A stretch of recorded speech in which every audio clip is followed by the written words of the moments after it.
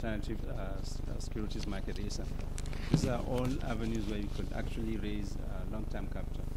And even the DFIs that we have, they can actually securitize receivables and the loans so that they can further give out further loans. Thank you. Okay. Thank you, the moderator.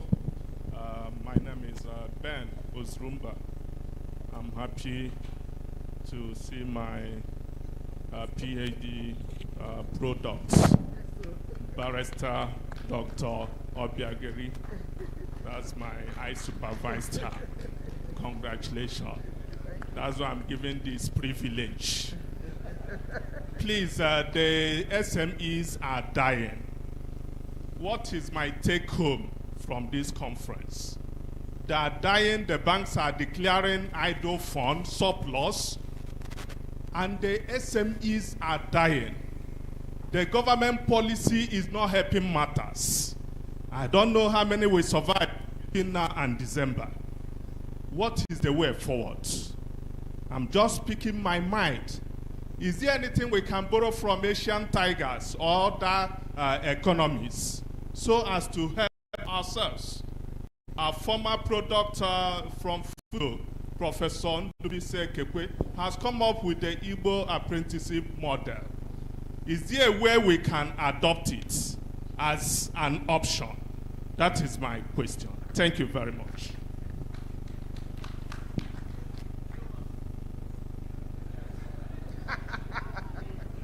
The last question, please. Grace Fouché. The last question. My question borders so much on other aspects, challenges that SMS are facing. Among what the panelists have said, none of them has looked the angle that I'm looking at. The economics model will tell you that input is a function of output. Another way around, we also said output is a function of input. Get it right. Then, revenue minus cost will give you profit. Why many aspects of finance that we have laid much emphasis on it, we have not laid much emphasis on the output side. Many SMS operators are not even interested in taking finance to boost their businesses. They are looking at angle. If I take this money and I produce this product, where am I going to market it? We are now facing the challenges of competing every product that Nigerian produce with outside. The Nigerians even prefer going for foreign goods than our own goods. And that is why you see sometimes many SMEs are dying because their products are not being marketable. We can talk of standard, we can talk of capacity, but what is the policy that government put in place to help this MSC in time of marketing their products? Thank you.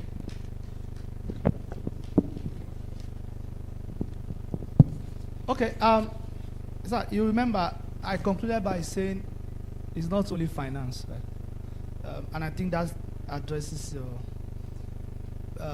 you don't just throw money, you also look at the structure. We've also mentioned here the economic situation. As you were speaking, she was saying maybe security is also important. So these other factors, as you said, are very important too.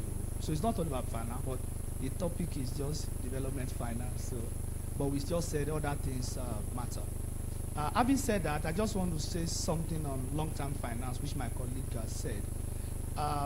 It's also a phase. If you look at Nigeria, interestingly, we have a company law that follows the UK's style and a security law that follows the US style. Is it consistent? Maybe yes, maybe no. But there are economies that are bank-led, there are economies that you do the same thing for mutual funds for the investment side. It can be done for the borrowing side also. In other part of the world, what happens is that people take loans from DFIs, from banks, then those loans are brought together and securitized. Then they become asset-backed securities that are traded in derivatives market. And then there is a special purpose vehicle that issue bond, which can now offset that. So the banks can take the money off their book and grant more loans, and life continues. But I think we are still at the infancy stage. Central bank desecuritization, that is interesting, not the real one. But gradually we can get there. I would just say, is a matter of time. The financial market is growing. Again, of just one small thing we need to put in place. And that question is way forward. Is it way forward for SMEs, as in SMEs for consumables, or those who are for industrialization, or those who are tech-oriented, or what? Is a $1 million question. But my professor, in asking what his take-home today should be, my answer to that is, this is 65th Annual Nes Conference. There will still be a 66th. Please, Nes, in considering your 66th conference, can we look into this Igbo apprenticeship model that is trending?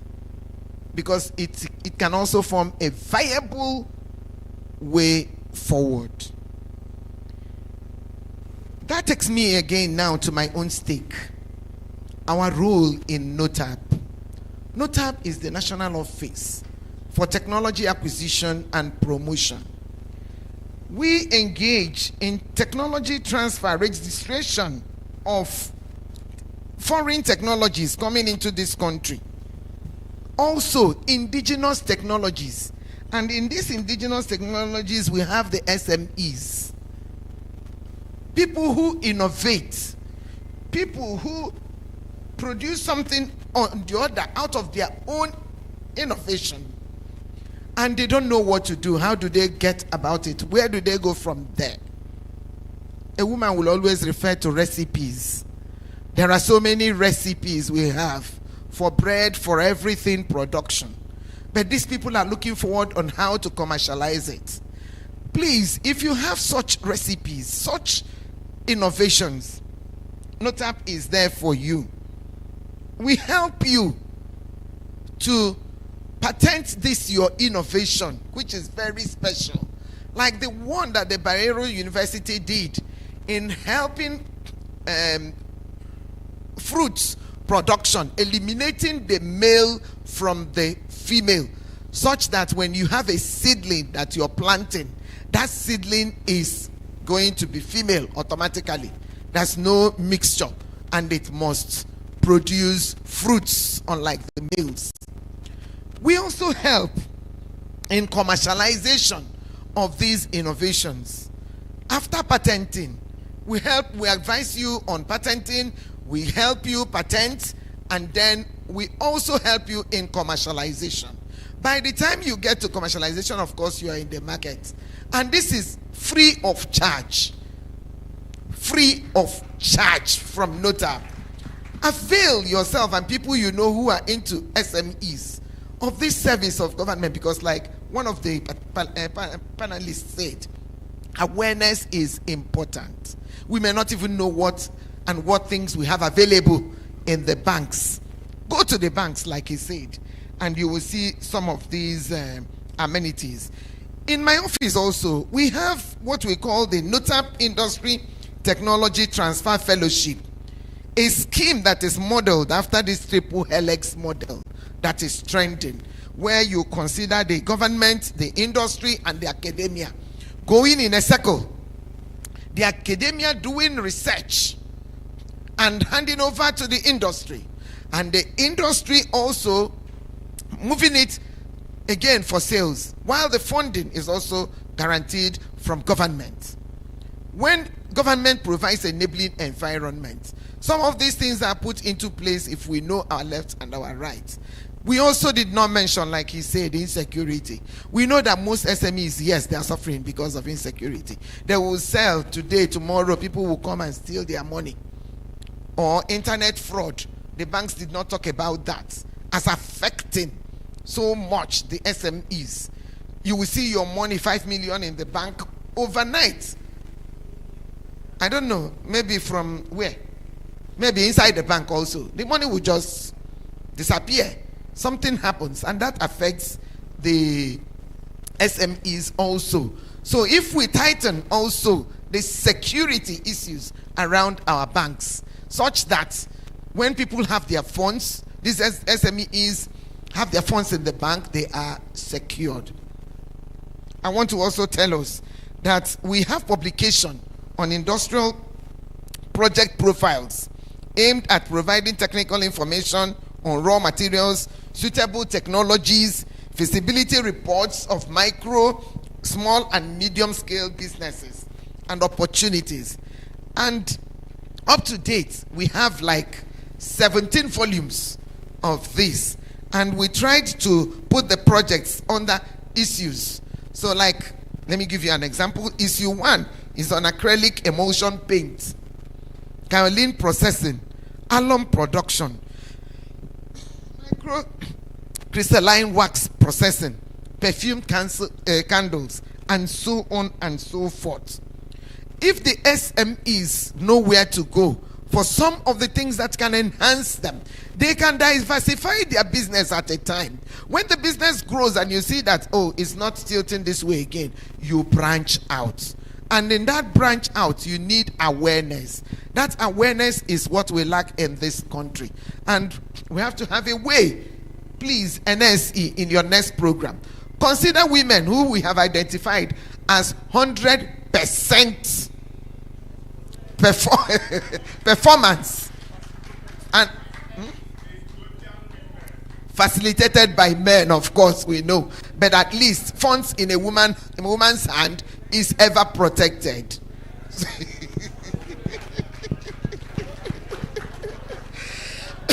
Please, I also want to let you know that we offer advisory services to SMEs in the areas of intellectual property rights, technology transfer, technology commercialization.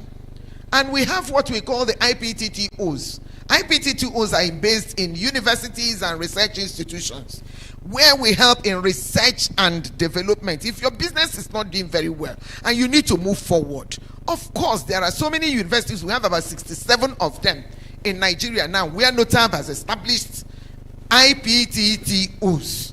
And these IPTTOs help you to develop this your program free of charge.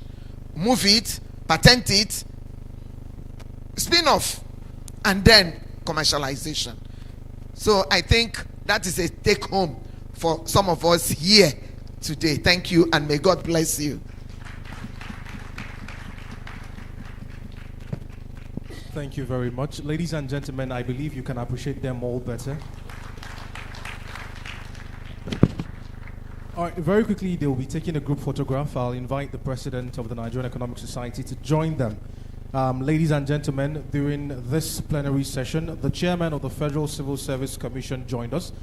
Please join me in recognizing the presence of Professor Adetunji Olaokpa. You're welcome, sir. Lovely to have you. And this information is for all the state chapters. There will be a state chapter meeting at 2 p.m. The venue is the gallery just above here. And all state executive members as well as zonal coordinators are expected to be in attendance. The time again is 2 p.m. Please join me in welcoming Professor Dahiru Balami to come make presentations to our moderator and the panelists. Please appreciate him with a round of applause as he comes forward.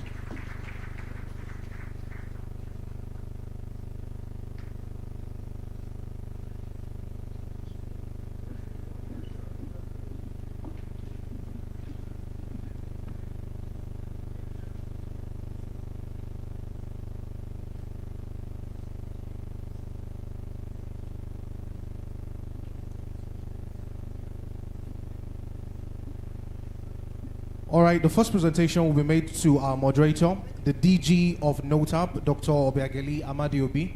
Thank you very much for taking the time to be with us this afternoon, ma'am.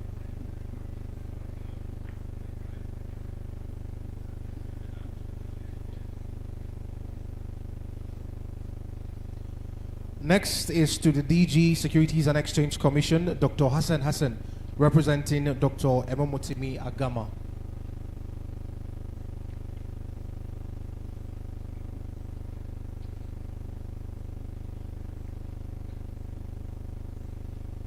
Next, we have Dr. Rislan Adam Mohammed, the Chief Economist at the Bank of Industry. Thank you very much for being with us this afternoon, sir.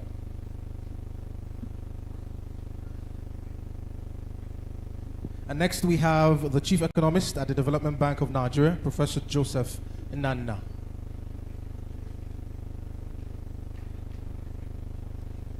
And finally, the Chief Analyst and CEO at Analyst Data Services Ibadan, Dr. Afolabi Olowo Kere.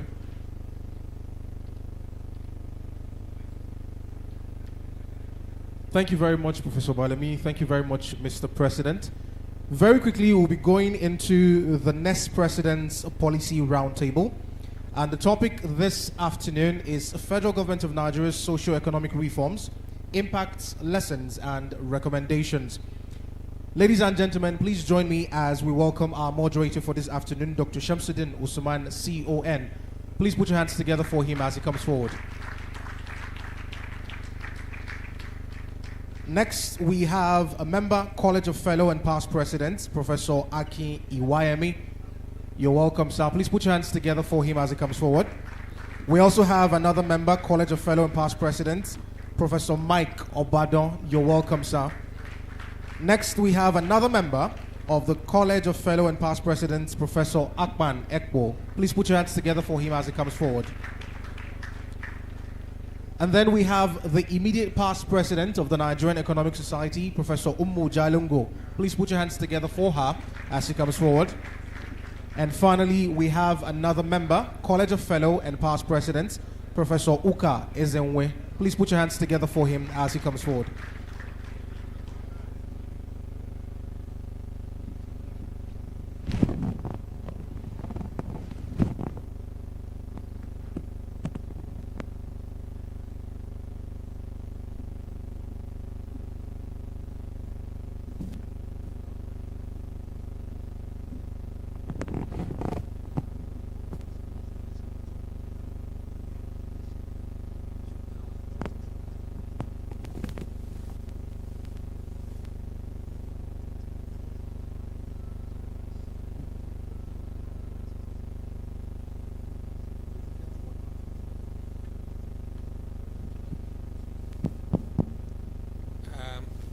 Mr. President, distinguished ladies and gentlemen, I have been told that we even have much shorter time than I had hoped or than is in your program. And Mr. President and the Planning Committee, thank you very much for giving me what is probably the most difficult panel. First of all, they are all economists.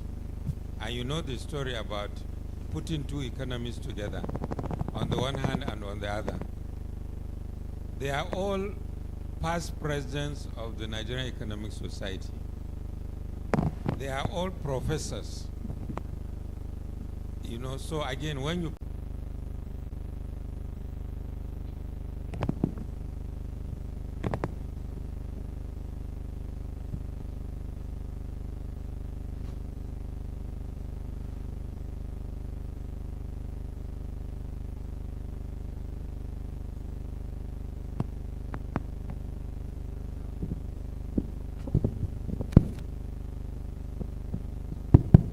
Thank you, Mr. Chairman. I'll try to keep to time. And as you said, the issues are already well known, very clear. The theme of this conference is 1 year of reforms, impact, lessons, and recommendations. Like the chairman said, I am not going to waste your time going through the problems, because we know the problems. The problems are very clear. But nevertheless, you have to emphasize them.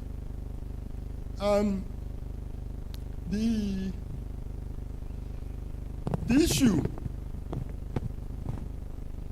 in fairness to the present administration, the administration of His Excellency President Tinubu, in fairness to him, he inherited a very bad economy. He inherited an economy that somebody had described as a dead horse but standing. So we know what he inherited. He inherited unemployment rate of over 33%, inflation rate of over 34%, debt service to revenue of almost 100%, poverty level of 63%, and so forth and so on. Like I said, I'm not going to, these are what everybody knows. I'm not going to waste your time on this. Now, the issue here is this. Everybody expected that there will be reforms, because there's no way you can inherit an economy like this and regard it as business as usual. I'll give you an example. In 2023, the current president of Argentina, Javier Milei, he was sworn in December 10 last year, 2023. He inherited the worst economy Argentina has ever experienced. What did he do? He declared a state of emergency. He reduced his ministers from 18 to 12 and closed all the gaps and put people on salaries. That was, what am I saying here? What I'm saying here is that if you inherit a bad economy, if you inherit an economy that is on its knees, as the current administration inherited, you would expect some changes. And this is what the current administration has done. However, reforms for who? When you are doing reform, who are you doing reforms for who? Can you answer this question? Who are you doing reform for who? You are doing reforms for the people. Therefore, any reform program that is not people-centered is going to have difficulties. Any reform program that is not people-centered is going to have difficulties. Why do I say so? Because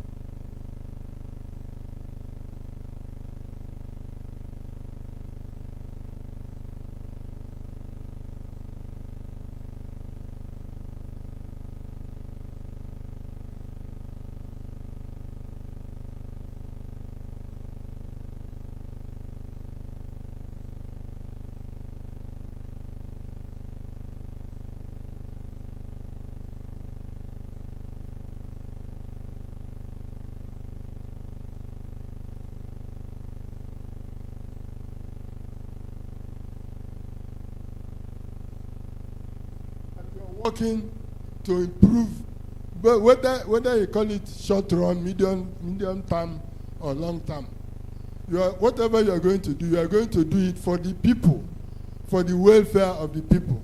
So this will guide you in your action. But what did we see? 2 minutes.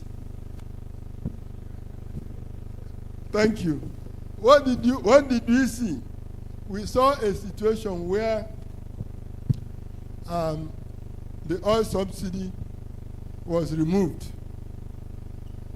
and the pump oil price went from 197 naira to the liter to 616 to the liter, and an increase of over 300%.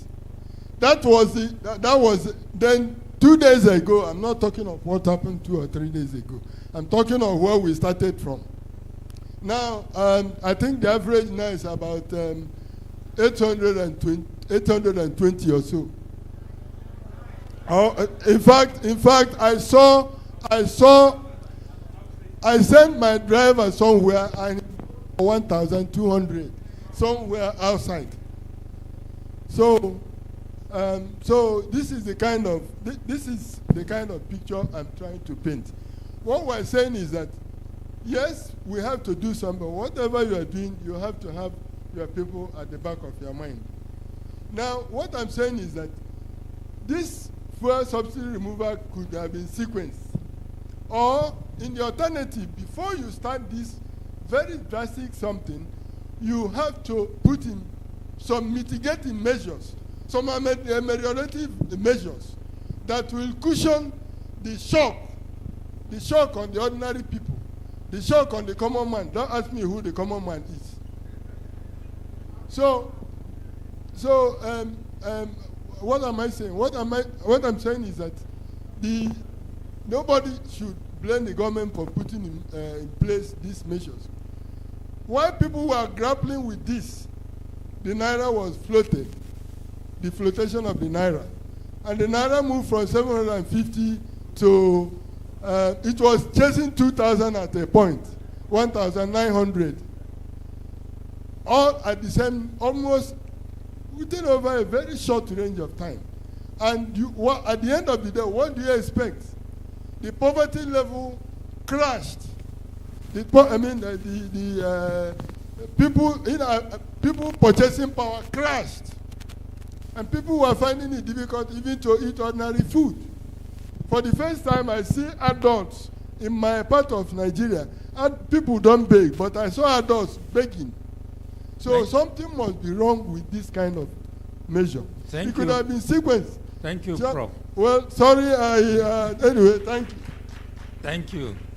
I'll now call on Professor Umujalingo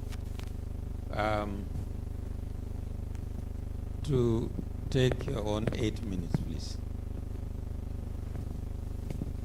Thank you very much, our moderator. Distinguished members of the society, I'm happy to be here and to be on board of this panel.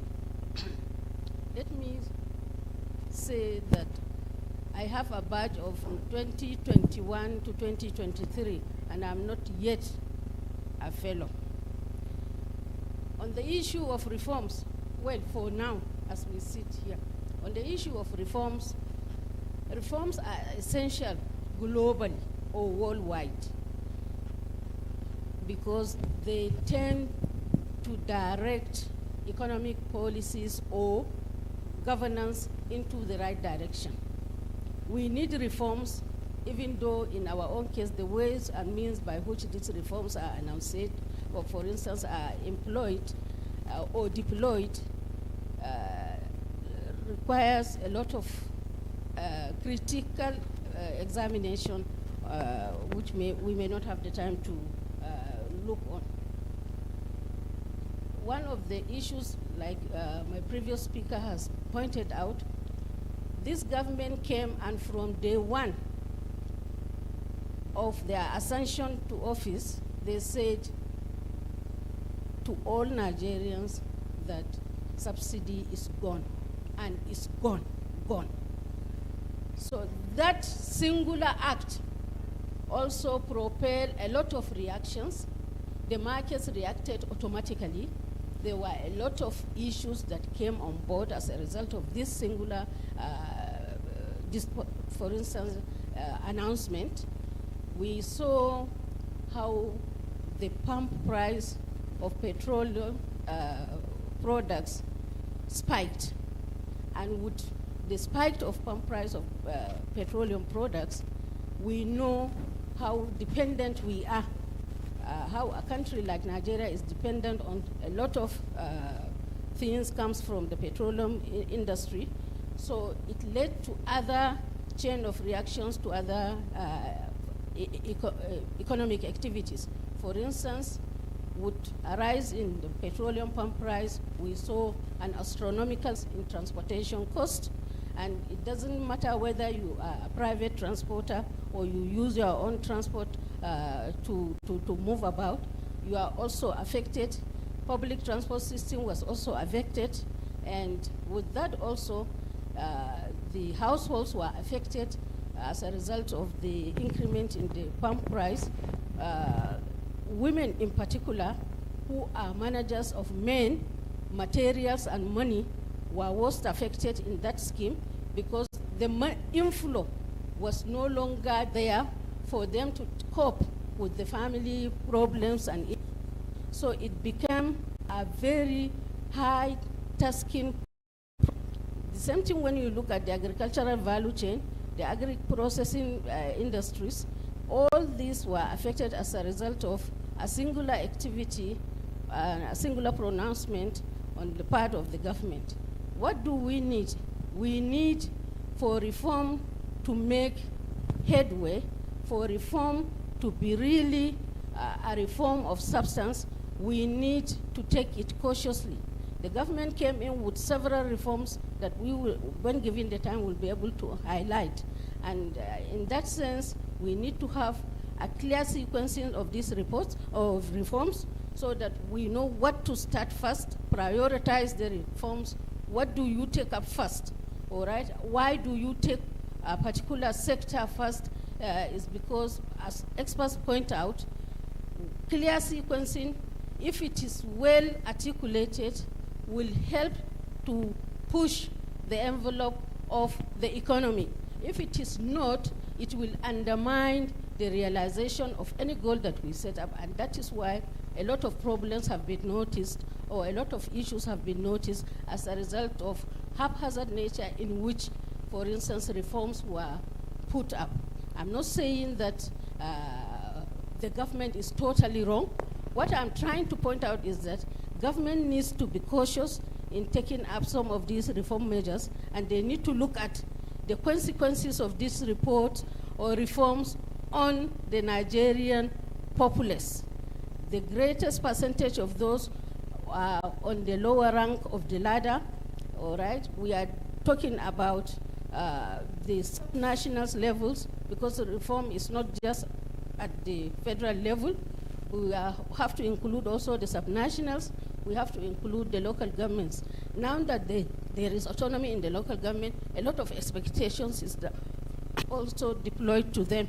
So we need to see results, and they are the who live with the overwhelming population. Well over 70% of the population are rural-based, or they are in the rural areas where local government chairmen, for instance, preside.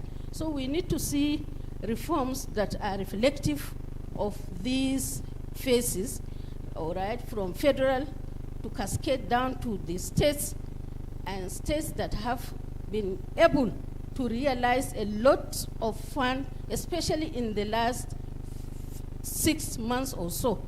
They have realized a lot, so we need to see to whom much is given, much is expected. We need to see results also. We need to see them taking up, all right, reformative measures also at their states, so that we don't have to make a critique without necessarily providing evidence of these particular critiques. Reality is there. We are all Nigerians. We need to understand that, and then we need to speak the truth. When we see things going wrong, there is the need for us to speak up. So this is why I feel reform measures that are there, all right, need to be seriously looked at.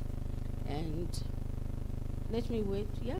Thank you very much, Professor Jalingo. She's actually done it in under 8 minutes. Thank you.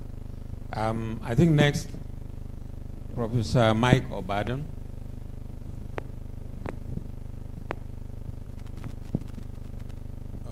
Thank you very much, Chairman, distinguished ladies and gentlemen.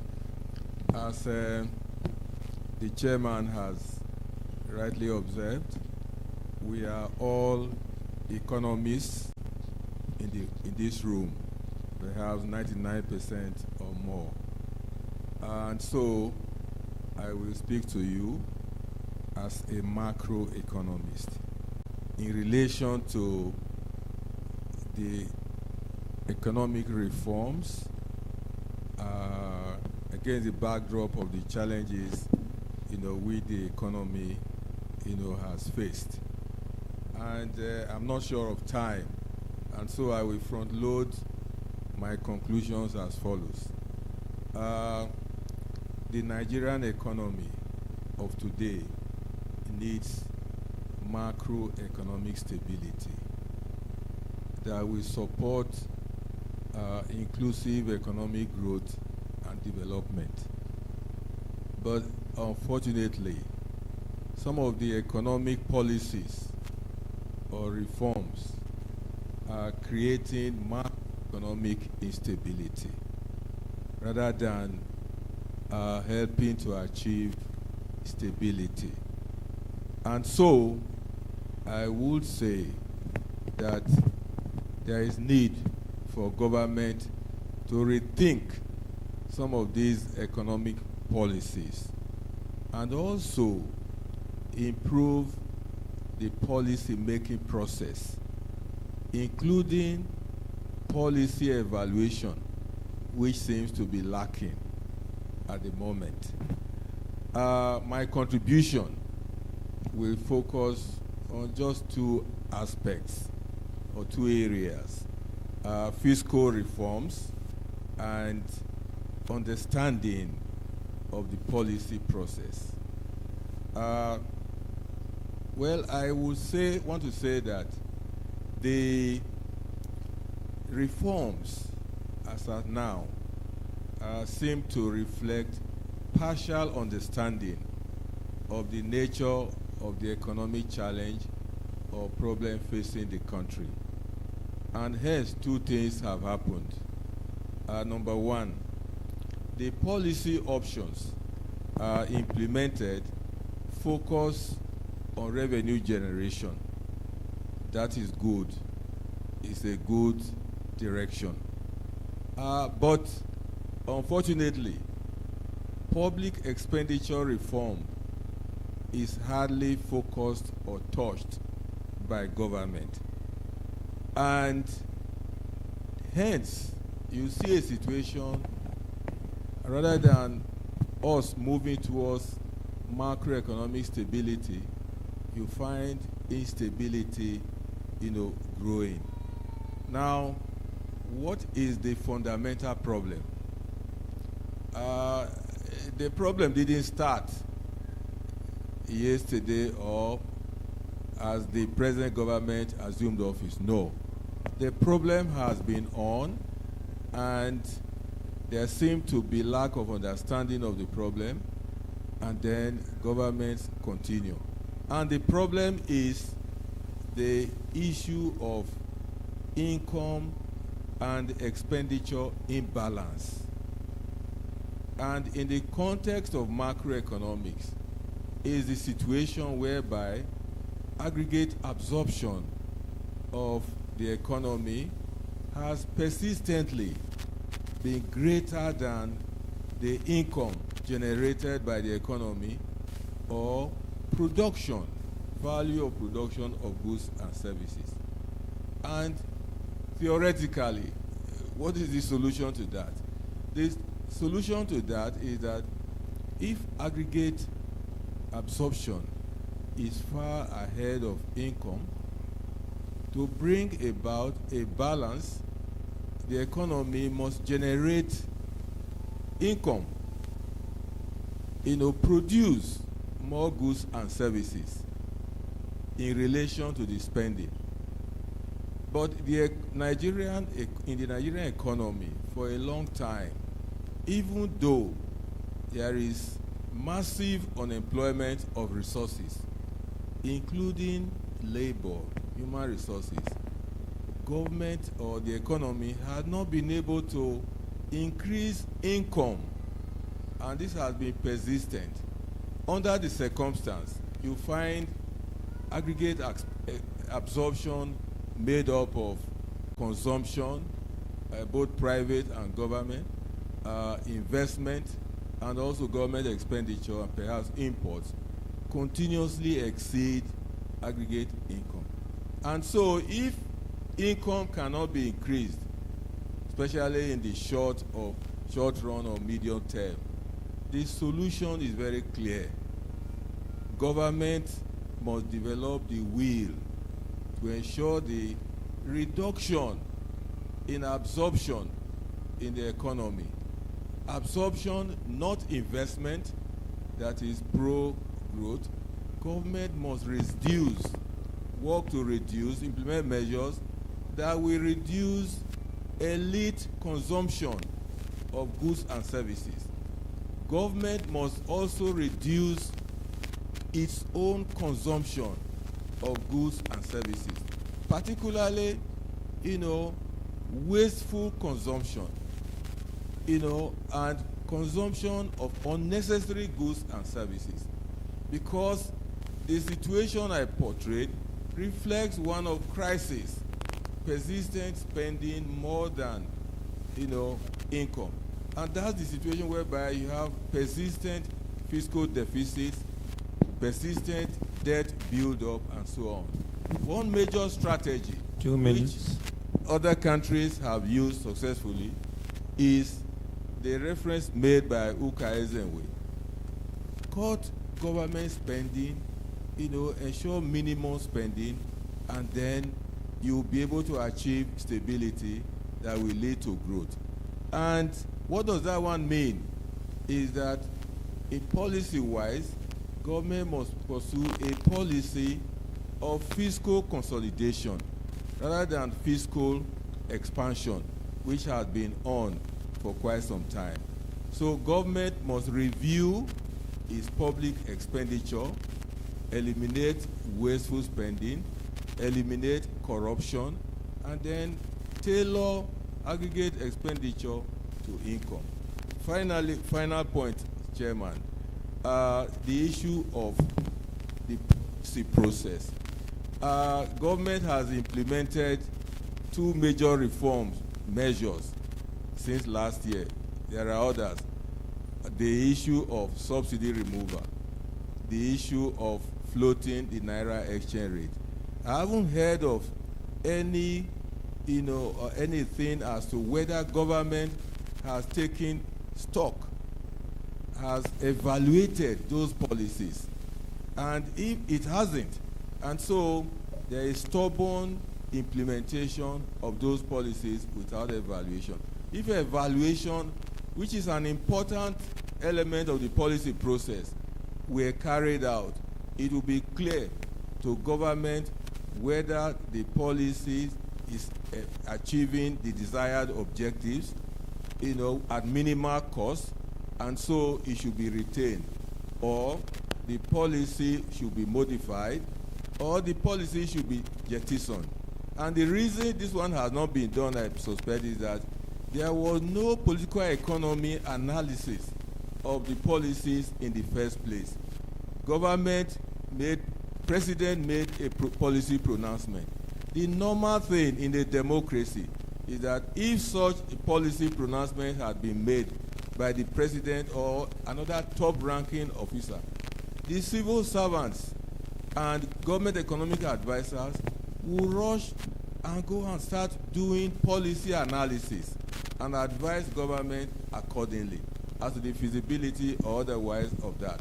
So in this respect, it would appear that our government economic advisors, the civil servants, have failed because the president made a pronouncement and the implementation began immediately without the proper advice to say, oh, these are the costs, these are the benefits of the policies, please let us modify them or let us implement in one way or the other. So finally, sir. Thank you, Prof. Just finally. Okay, finally. On the issue of policy sequencing, government appears not doing that one. Otherwise, the 2 killer policies that have been implemented, subsidy removal, exchange rate, should not have been done at the same time.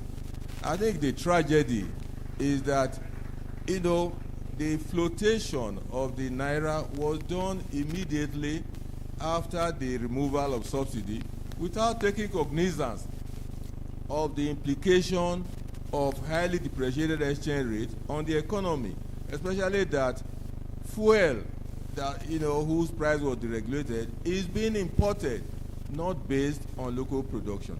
Thank you very much, Chairman. Thank you very much. I really appreciate it. Thank you. Professor Akwanepo. Thank you, Chairman. And distinguished Professor audience. Akwanepo has also been, and UIME as well, on the monetary side as well. So I think they will probably treat the exchange rate side also a little, give some more weight to that. Thank you, Chairman. Well, as Professor Amagabadan said, we're all economists, we're very macro, but we have different tendencies. My tendency in the profession is to be left of it. So my analysis will be a little bit different. Okay? First of all, let me say that any government that comes to power, if it's a serious government, you will look at the data, look at the economy, and on the basis of that, you carry out your so-called reforms. I don't want to go into too much analysis. At the time the present government came to power, from 2007, our economy has been on a stagflation phase. Rising unemployment, rising inflation, sluggish growth, with 2 episodes of recession, 2015, I think 2020 or so. And then the misery index, when this government came to power. When I mean misery index, I'm not referring to discomfort index, 2 different things. Discomfort index is unemployment and inflation. Misery index brings in the lending rate, and then discounts the GDP per capita growth rate as a very simple measure of looking at the economy. At that time, the misery index was about 88%, meaning that only 12% of Nigerians were not miserable. So, if you look at that data, you come to power, you do not want to make it worse. Okay? So when you say oil subsidy is gone, it becomes a big problem, because the economy historically, if you draw the graph, you can talk about the history of the economy as the history of the oil sector. That sector is very important. So even if the subsidy was a scam, and we believe it was a scam, you don't touch it without doing more serious work. If you do that, you create what we call structural inflation. All price will go up. All.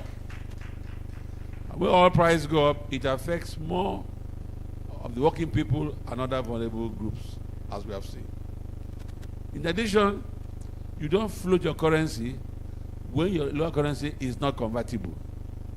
The basic is that even if you want to have a market determined exchange rate, which is not possible in our context, will lead to depreciation. Your currency depreciates. What are you getting from it? You don't you export only crude oil. You don't export manufactured goods and services enough. You export only crude oil. The price of the crude oil, you have no control. The output, you have no control. What economists call exogenous source of revenue. So you don't do that. You destroy the economy and then say, okay, I haven't destroyed the economy for a month or 2. I will do ABCD. We have gone through this path before. It's not new. So for me, the 2 major policies were not necessary, in the sense that even from June, the issue of subsidy was not even anymore in the budget. So you should have left it and then study and say, okay, we have refineries. Why have they not worked for the last God knows when? If they've not worked, what was the problem? Who are those responsible? There should be consequences. That's a part. Having said that, when we now had the negative impact of those 2 policies on the working people of the country, scientists were put in place by government. And that reminds me, what are we recovering from really? Because technically, the economy is not in a recession. Your GDP growth rate in the last quarter was about 3.19%. So you don't have negative growth rate in 2 consecutive quarters. So is it us? Maybe it's austerity. But the economy is in bad shape, we all know that. Then you now try to mitigate against those challenges, and you start by palliatives, distributing rice. Is that a solution? How are you sure I need rice? So if you look at the whole spectrum, the trajectory, the policies put through has its own challenges. Okay? We don't have much time. We're going into detail as to whether those palliatives make sense. In my view, they don't make sense. Okay? Secondly, you now create some the Presidential Economic Council also for advice. And in that council, you have members who should be recipients of policy. You have businessmen in the council. Normally, in policy making, government tries to surprise private sector. Private sector tries to predict government, what we call the macro time inconsistency. You now bring all together. So you're discussing about cement, and that goes said right there. You'll be rational. You don't do that. You have a different forum where you talk with businessmen, a different forum where you have your policymakers. Put all together is a problem. So that doesn't help. Then, on the fiscal side, most of the jobs done by the MDAs are replicated in the presidency and no coordination. Most of them. Okay? Even yesterday also, we had the Mr. Oyele, what's his name? The man on tax and fiscal policy. Even that is a misnomer. Tax reforms and fiscal policy. Fiscal policy, tax reform is a component of fiscal policy. You have Minister of Finance, you have DMO, you have, so there are so many committees to try to solve the problems created by that announcement effect and floating the exchange rate. The naira. So the framework, in my view, being used is what we refer to the old, the old economics, the so-called trickle-down effect. That when they do all these reforms, 2 minutes. Oh, thank you, sir. It will trickle down to the ordinary person, but that doesn't work anymore. So, in my view, when an economy is in this sort of crisis, the private sector will not bail us out. I agree it's an engine of growth, but it's not the only engine of growth. What you need to bail out the system at this point in time is the visible hand of government. And that visible hand of government must be qualitative. 2 days ago, our president gave a presentation where he showed that China, Singapore, South Korea, Malaysia, strong economies are doing very well. Those countries have strong state sector. By my last count, China has 434 state-owned companies that are run on the basis of marginal cost pricing. So what the government needs to do, if they are serious, is to revert to what I call a developmental state philosophy, where the state, in a collective sense, plays a critical role in development. Private sector is an engine of growth, not an engine of development. Thank you.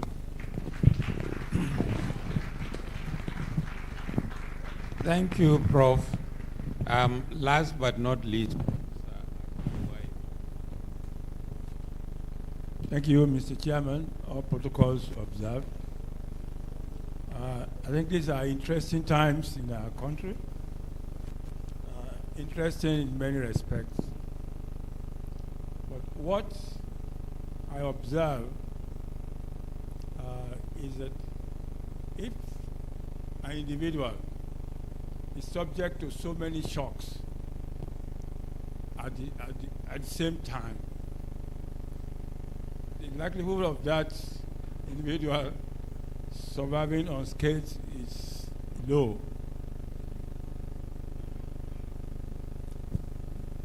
We have been buffeted by so many shocks in the last decade. are we talking about? I'm not talking even of the recent shocks. Poor growth, jobless growth, low growth level, poor infrastructure, you name it, insecurity, okay?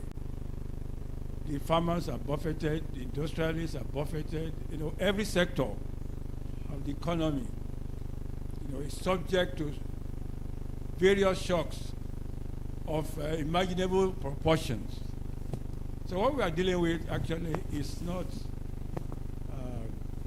someone who is averagely healthy. You are dealing with a sick person, and you need to administer the right medicine at the right time for that individual not to succumb to the crisis, you know, that exists. So what we need at this time actually is, just as somebody said, was a day or 2 days ago, the consensus of the elite that, look, we need to come together to chart a new course so that we can navigate this choppy sea, you know, more adroitly, so that we can reach the shore, you know, safely too, without too much of pain. There will be pain, I mean, but just as my president said yesterday, was using the allegory of a sick person or somebody who has a dental problem and goes to the doctor and they remove his tooth without anesthesia. What do you think will happen? I mean, what do you think will happen to such a person? I mean, you will be in serious, you know, agony. Well, the world of medicine has made a change. They brought anesthesia so that that tooth can be removed, you know, safely and with less pain. So what we should be looking at here actually is what kind of strategies should we have to minimize the pain that exists and still move forward in treating our economy and society in such a way that the next few years things will change dramatically and it will be a win-win situation than what we have today, where it's dog eat dog and you are on your own. The poor people are on their own, the rich people are on their own, and there's no convergence. But for a peaceful society, and even for sustainable development, we need, you know, to have a win-win scenario that everybody will buy into, you know, so that this nation of ours, you know, which is massively blessed compared to other African countries, you know, will begin to hold its head high in the community of nations. Well, as I said, there are so many shocks, many challenges. But I want to identify in going forward and providing some solution. A critical issue, that area I call it the area of infrastructure, both energy and transport infrastructure, and the importance of linkages in an economy. Let me start with the current CNG program that the president, you know, is highly interested in, and the guy heading that agency has been going around donating 20 buses to some states, you know. That area, transport, is connected with all the sectors of the economy. And the question is, why don't we endogenize this? That the buses and the vehicles that are CNG, fuel, you know, will dominate the Nigerian market. And companies like Innocent and other assemblies, you know, will key into this and produce vehicles that will use this fuel, you know, that will reduce the cost of transportation. I'm sure, even the rail system can run on CNG. But why are we still importing vehicles into this country when there are so many assemblies? Why are we exporting, you know, our scarce resources to benefit other nations rather than to benefit ourselves. I mean, it's important, I think, that we need a reorientation, you know, especially with respect to our governments at state and federal government level. We need to patronize our industry. They are dying. Many of them are fleeing. I remember at Ibadan, some times ago, some years back, before this happened. Okay, there was motor assembly, there were battery producers, you know, all of them are dead. And we are still importing vehicles, and we're importing even Tokumbo vehicles. So I think this area, in the next budget, the government must prioritize this transport wing of the economy that has linkages with the rest of the economy. So that, you know, we can then be able to move goods and people around at a lower cost. My second contribution is the area of, well, again, energy infrastructure, electricity.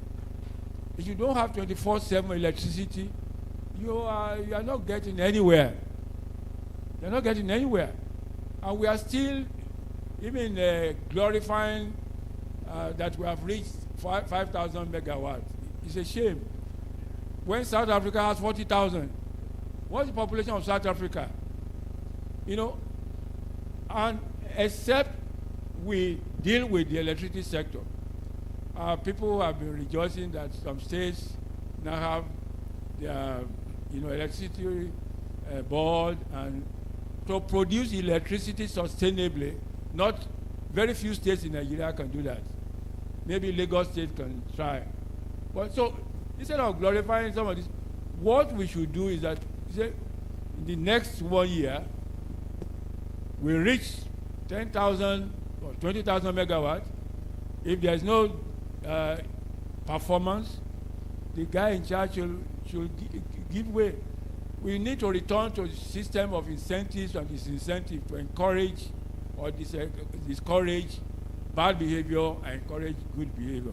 So what we need is really a turnaround in our mentality regarding how we use our resources, you know, to grow our nation, so that the connection between growth, productivity, and further inputs will be such that Nigeria will be, again, return to the position of the biggest economy in Africa. Thank you, Mr. Chairman. Thank you, Prof. I was a bit generous with him because he was the last one. Okay, back to our audience now. Any questions or comments? Let's see. Okay, I think the gentleman here first.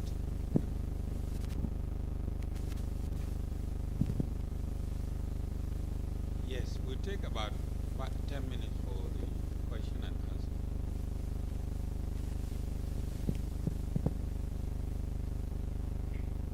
And then our immediate past president, the gentleman in white shirt.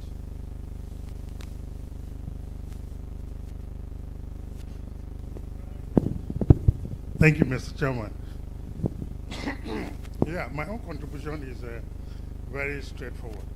I want to align with Professor Ibu, you know, by adopting the paradigm of developmental states, where the government will provide a direction for, you know, both macro and microeconomic development. And that must be guided by a strong political will. Let me take one or two examples. Look at what is happening with depreciating every day. One basic problem, you know, we have is that we have over-dollarization of, you know, over-dollarization in Nigerian economy, where many politicians spend dollar, not naira. And that has weakened, you know, naira further because the demand, you know, for dollar, the demand for dollar is increasing because of this expenditure. When you go to some of their houses, they even buy them and stack them in their houses instead of spending them. So that is one source of problem. So you need strong political will to change that, either by passing a kind of, you know, policy that nobody should spend, you know, dollar in Nigeria, including those in authority. That is one way out. Then number two, The issue of corruption we have been shouting up and down. If we discover that somebody has stolen money, take for instance, my former president. If we discover that they have stolen money, you have not stolen it. We should tell him to go and build a factory in his village and run that factory very well. Because if you build that factory and run it very well, you and your family alone cannot work in that factory. You must employ people to work in that factory. So that's one major positive way of fighting corruption. Instead of collecting the money from those that have stolen it, and then some other person will steal it further. Okay. Then three. No. The last one. No. I think. Chairman. Please, I think you asked enough. You've made your point. Chairman, the last one, please, sir. No, I will not let you. You see, there are a lot of hands. You've made your point, please. Okay. Thank you. Okay, thank you very much, Chairman. Yes.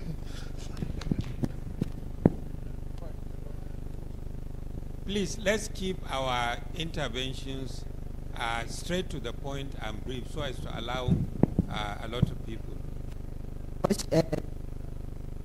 Now, we have been here this, and I could see that all what we have proffered has coming up in all our conferences.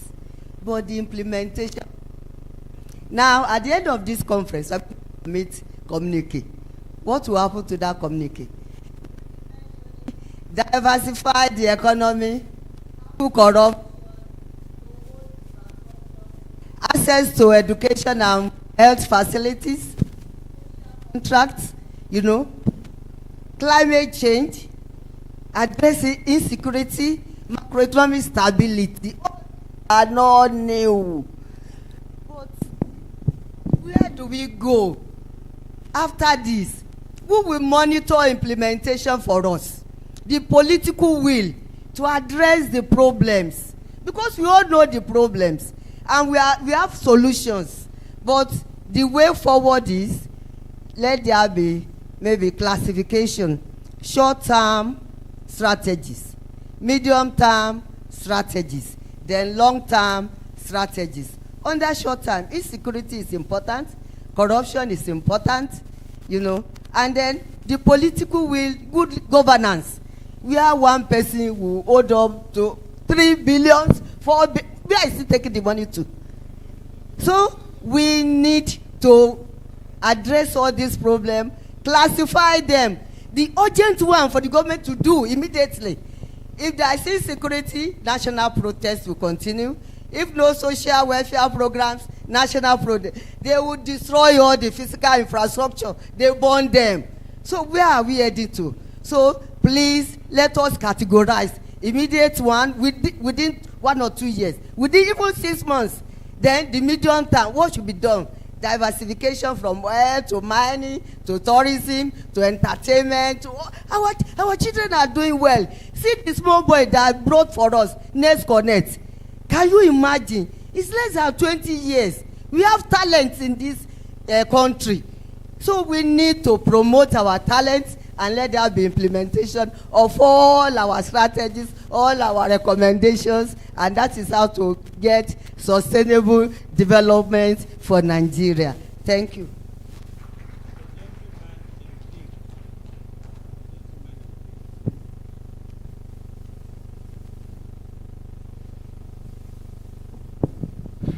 Thank you, Mr. Chairman. I'm Dr. Francis Ibirasi. I am confident to say this because our fathers there have also said it. What I have been thinking about. When I think about the problem of this country, I will tell myself, Ibirasi, calm down. You are still growing in these economies. I haven't heard from them now that I'll be thinking right. If what I hear is true from all these our father city, because at the apex of economics in Nigeria, these are the people we should look at. If what we hear from them is what is the, especially concerning the two policies, they do not follow policy process. Professor Jaliko talk about the other professor. In short, I'm so much alerted with the Z Professor Apmaepo put in it. Somebody the other day said jokingly said, if he were asked to give a headline to this conference, he will say the economists are angry. Why can't we really be angry? In our communique, which we are going to bring out, demanding strongly that these two policies should be revised. If we do that, we would have attracted the whole world to ourselves, while at the same time talking to the government. Whether they do it now or not, after this conference, there should be a strong communique, a strong publicity denoting anger from the economists, demanding the reversal of these two policies. It's not just saying it inside the room here and it ends and it starts and dies here. Thank you. The lady in black and white stripes. Sorry, I have to describe you by what you are wearing. I don't know yet. Thank you very much, my prof and our eminent discussants.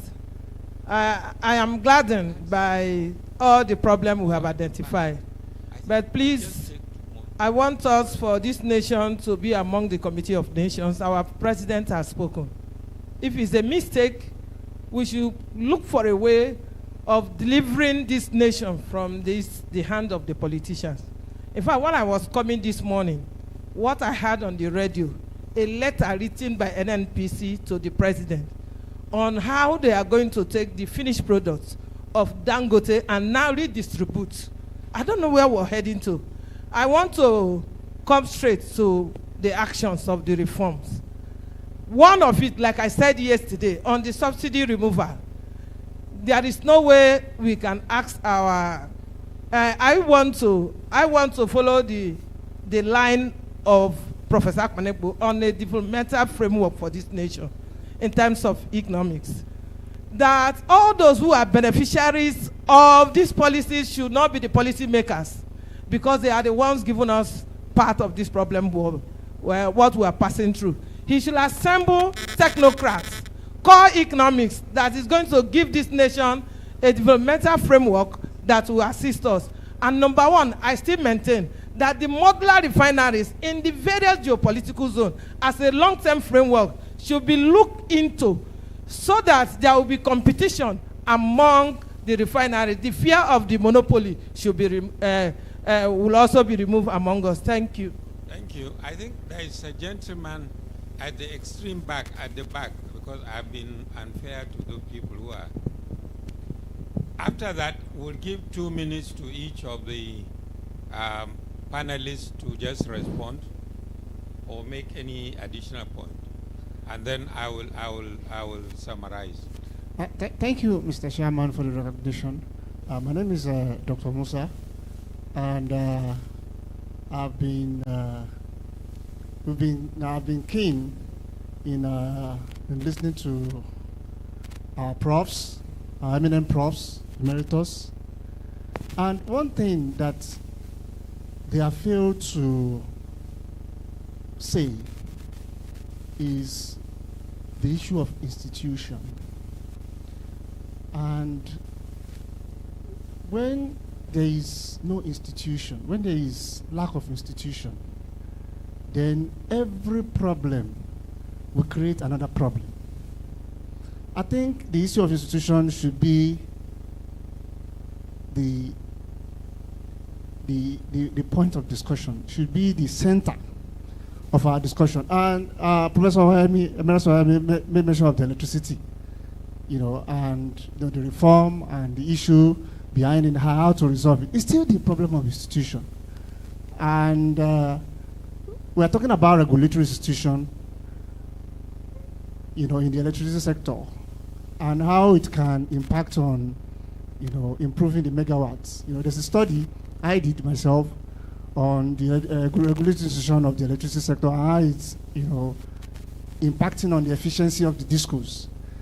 When the government regulation, who are supposed to be the supervisory body, are not effective, I don't know how and they are not properly regulated. There's ineffective regulation. I don't know how the private sector, how they want to shape the behavior of the private sector. So everything is centered around institution, which, it's still absent in the discussion. Thank you so much. Thank you. Let's have the mic here.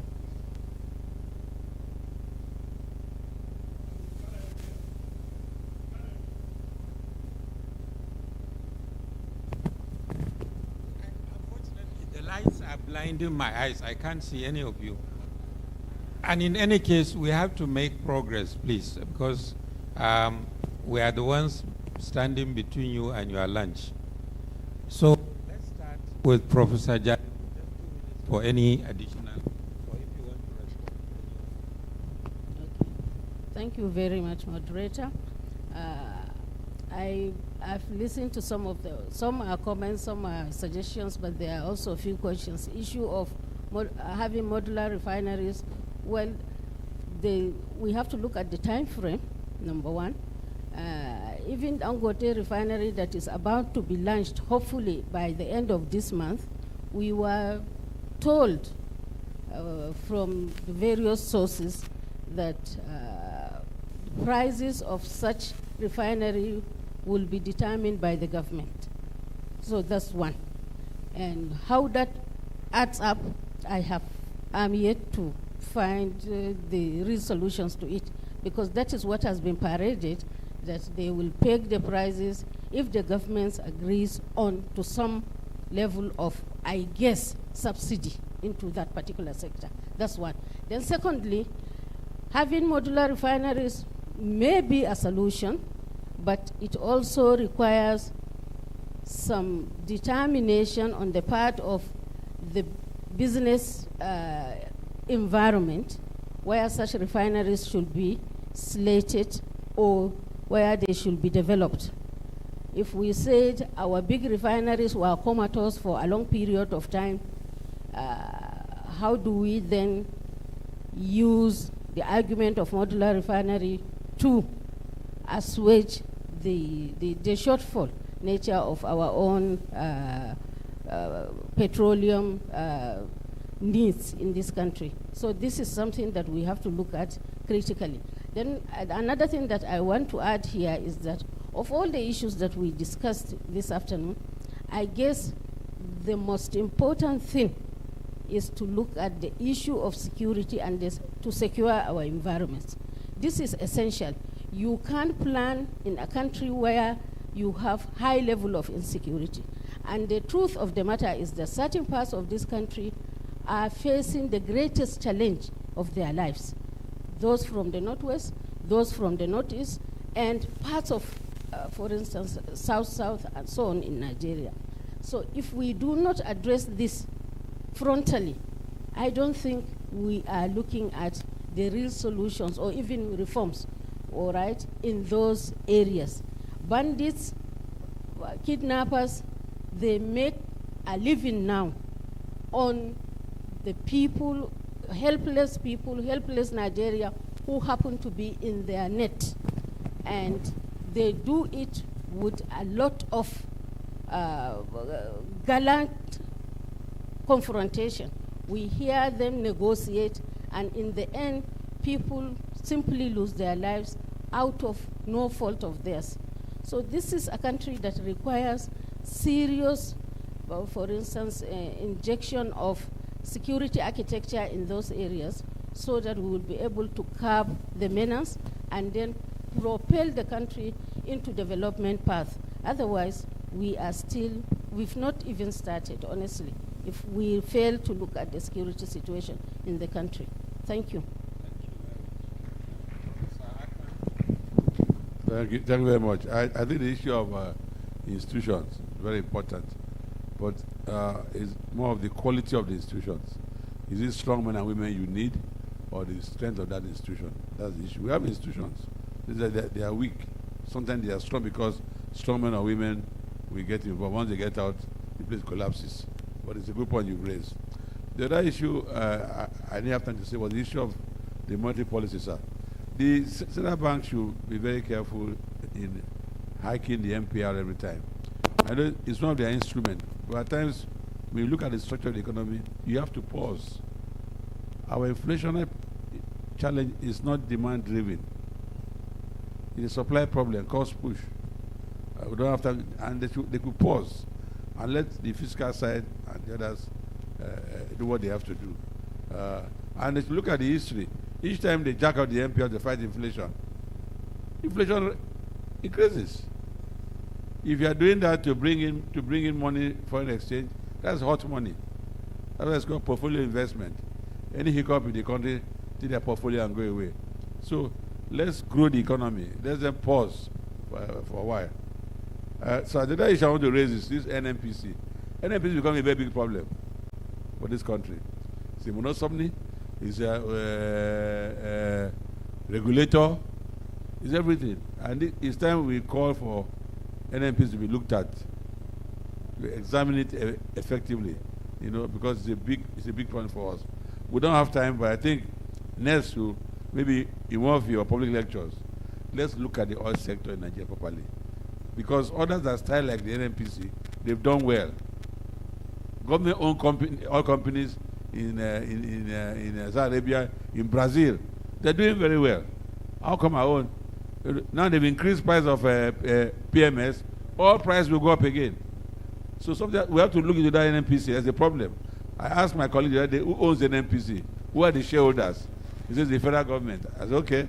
If you want to privatize it, let them go do a IPO so that we can buy shares. But NNPC needs to be looked at. Thank you very much.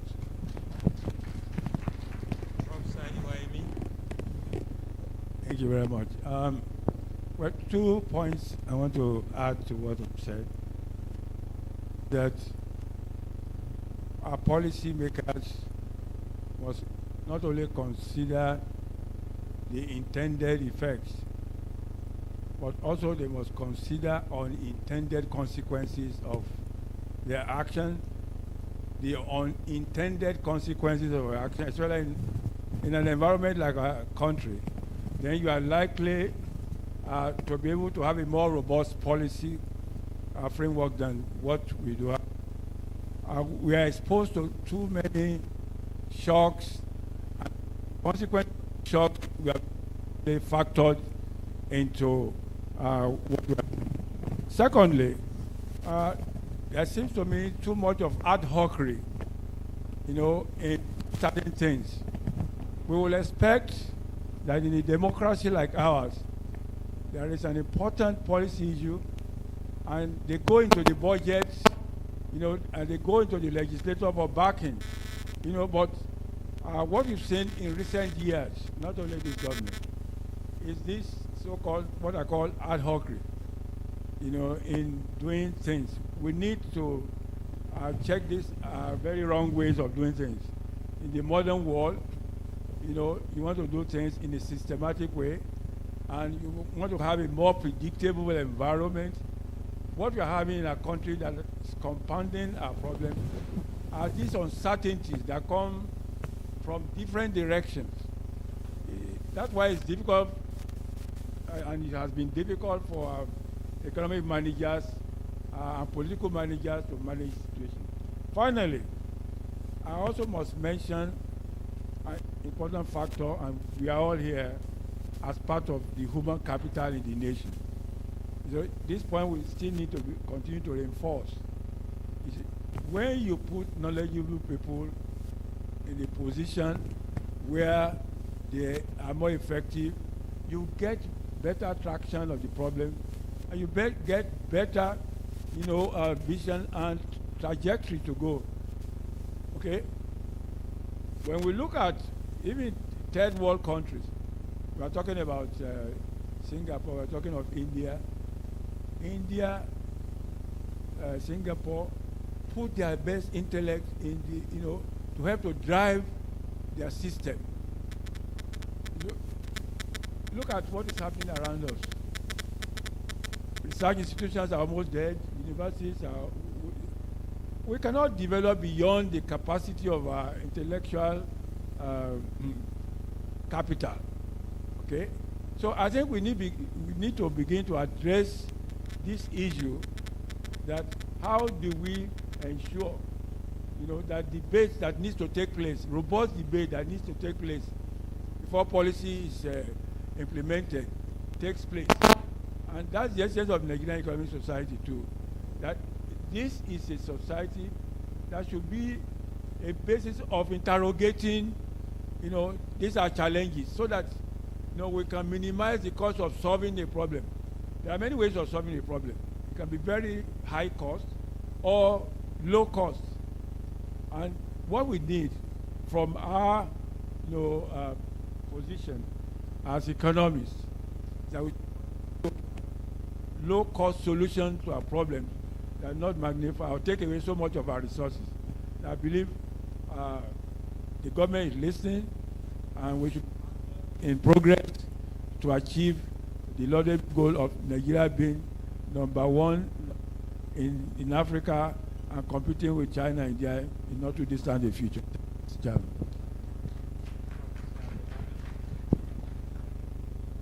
Thank you very much, Chair. First point is to reiterate the general conclusion that I made, to the effect that in order for the economy to move out of the present crisis, critical fiscal reforms are needed. And to this end, the federal government and the sub-national governments must develop the political will to undertake the structural adjustment of their public spending, and also the expenditures or consumption of the elite groups, either in the political class or in the business class. That one will go a long way to restoring macro stability necessary to achieve stable and acceptable growth. Then secondly, on some of the points raised by our colleagues in the audience, the issue of over-dollarization is very correct. At a point, sometime before we left the scene, we actually were so concerned. And unfortunately, when the present government came on board, it took, implemented certain, reforms, to the domiciliary account and all that. We tended to promote more dollarization, but it appeared that some months later, the implications became clear, and then there was sort of break. Dollarization of the Nigerian economy is illegal. It detracts from the effectiveness of monetary policy, and it contributes to depreciation of the naira. And so government must develop the political will to fight it, to discourage dollarization.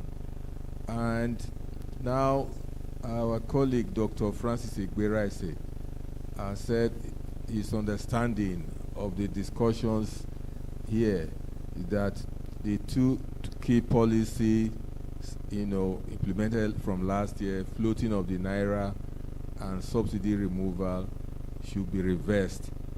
I wouldn't want to use the word reversed. I would say, for example, against the backdrop of the emergence of domestic supply of petroleum products by the Dangote refinery, and from what we are being told by government that its own refineries, one of them will be functional perhaps in the next few days. With greater supply, domestic supply of petroleum products, I will support the market determination of the PMS price. And there is, if that is the case, given the fact that we will not be importing, and the importation, the costs associated with it, like international transportation costs, insurance, freight, and then even logistics when it lands here, they will not be there. There is no reason why the market price of PMS will not be far less than 1,000 naira. But I want to warn that the NNPCL must be kept outside the pricing mechanism. Already, it is trying, or it has tried, to preempt the prices that Dangote refinery will charge, to the extent that a few days ago, it has now jacked up the price of PMS. That is irresponsible to do under the present circumstances. Thank you, Prof. NNPC should not in any way be involved. Let the domestic suppliers determine their prices. And the Dangote refinery should not be compelled to sell petrol to Dangote. Dangote refinery should not be compelled, as had been announced, to sell petrol to the NNPC, which will now sell to retailers and all that. That is unacceptable. Thank you, Prof. And finally, sir, just one sentence. On the exchange rate, the issue, you say, reverse the market. I even believe that the market is not even working in that area. And so what I will advise the Monetary Authority, if it has the support of the Fiscal Authority, to manage the exchange rate towards greater cross appreciation. That one would help in ensuring macroeconomic stability, such that whatever foreign exchange expenditure that is gained from importation will help to strengthen, the naira. Thank you very much. Professor Ezenwe, please, 2 minutes. Chairman, you've not been very fair to me, but I'll try to. I'm going to use the 2 minutes given to me. What I do is I have 4 recommendations. I just read them before I'm stopped again. It's very clear that our problem is the spending attitude of the government. Therefore, I'm recommending that government should cut governance costs and waste. Don't want to go into approvals to renovate somebody's house with 21 billion, buy a car for National Assembly members by 70 billion and all that. These are things that are not priority at a time when people are hungry. When people are hungry and angry. Now, two, there is a very serious trust deficit between the leaders and the led. And the reason is very simple. Government officials are lying to Nigeria in many areas. For example, it was only very recent that the government told everybody that they have started, they've restored subsidy.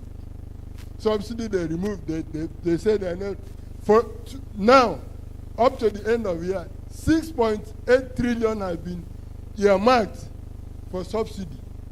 But we are told, the impression everybody has is that subsidy has been removed. And we're seeing it coming back in different forms. 3, attacks on inflation must be total, and this involves monetary and fiscal authorities. In the north here, 9 states, 40% of farmers in 9 states cannot go to their farms. They don't have access to their farms. Some of them in ID camps. So security is critical. As long as farmers cannot go to their farms, food security prices will continue to increase, no matter how you tinkle with monetary policies. Finally, 4, I'm suggesting and recommending, in the long run, structuring should be part of the integral reform process. It costs this country 300 billion annually to maintain members of National Assembly. I don't see why we cannot have a single chamber parliament that is based on trust, based on transparency, based on effectiveness, that is efficient. Thank you very much. Thank you, Prof. Well, as chairman, obviously, I need to say a few things. I'm not going to try to summarize, because I find that whenever somebody tries to do that, he does it you don't even capture it properly. So what I'll do is just give you a few examples. Those of you that know me, the older ones, some of the younger ones may not know, I have been in the room where decisions are being taken for a long time. On the monetary side, I was deputy governor in the CBN for 8 years. And I was Minister of Finance, I was Minister of National Planning. I'll just give you just 1 or 2 or 3 examples of, and to illustrate a point that has, or 1 or 2 points that have been made. The first thing I did as Minister of Finance was, being an economist myself, being a past president of the Nigerian Economic Society, got a group of economists to develop a macro model of the Nigerian economy. Some economists here were involved. Based on that, we did a number of scenarios.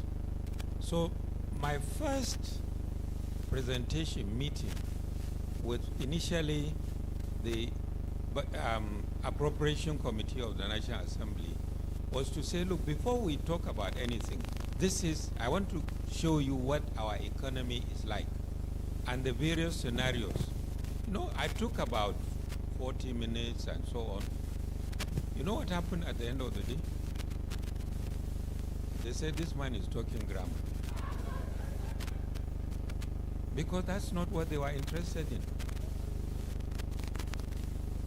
On the issue of power, 6,000 megawatts. This target of 6,000 megawatts started right from when we started with President Yar'Adua. We set it that we would achieve it within 2 years, something like that. Unfortunately, Yar'Adua died. I have some more things on that which unfortunately I cannot disclose now. But President Goodluck Jonathan set up a presidential committee on power. We spent weeks, if not months, having long meetings, going through literally everything and anything about electricity. All the issues that needed to be addressed were identified. What action needed to be done was identified. Somebody, I think it was in the audience, said the challenge for this country is not that we don't know the problems. It's that we don't know the solutions. It is implementation.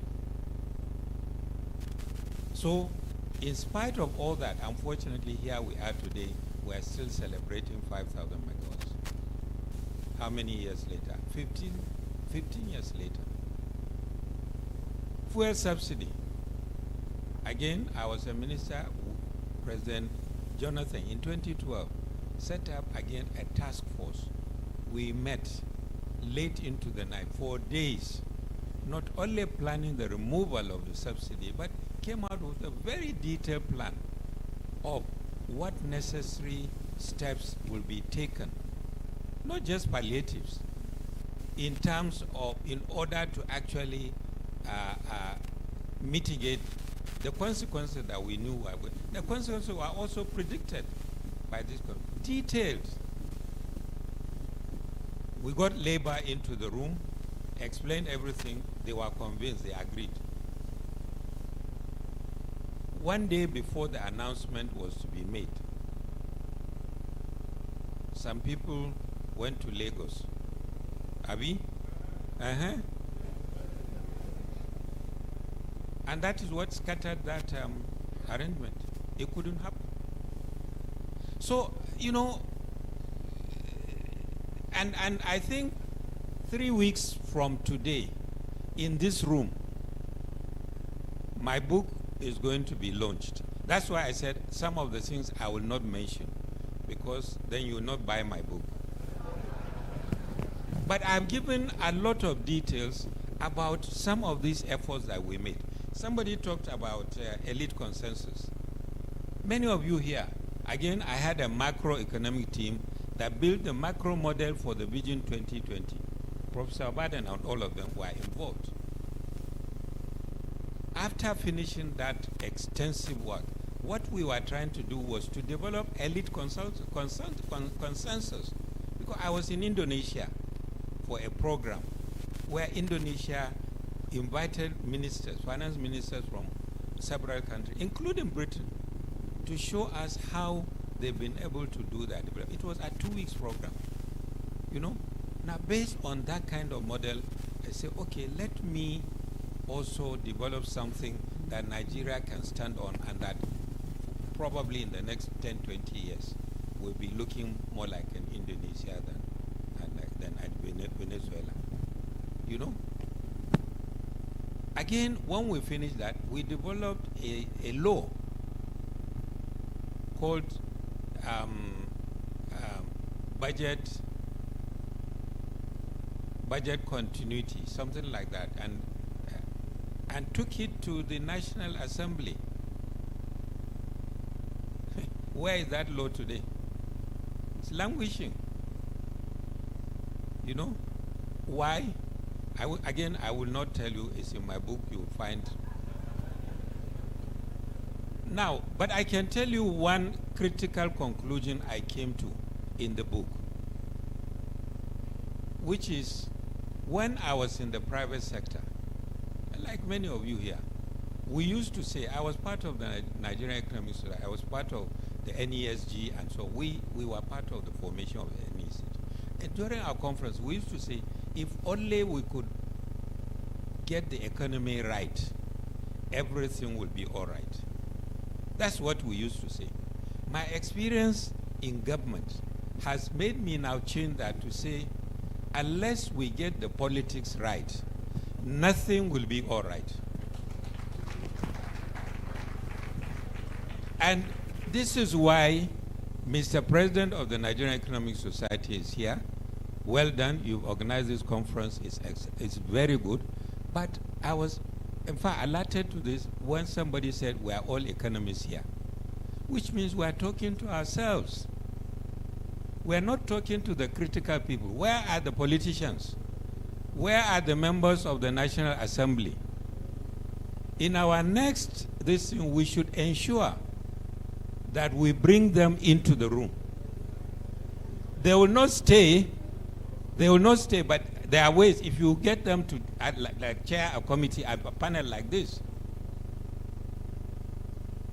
they may not come, but at least let's make the effort. Because to be honest with you, for me, that it is the politics, stupid. That's how they say it. Whatever you try to do, unless you can get that political side right, we probably will still be grappling in the dark. Thank you very much.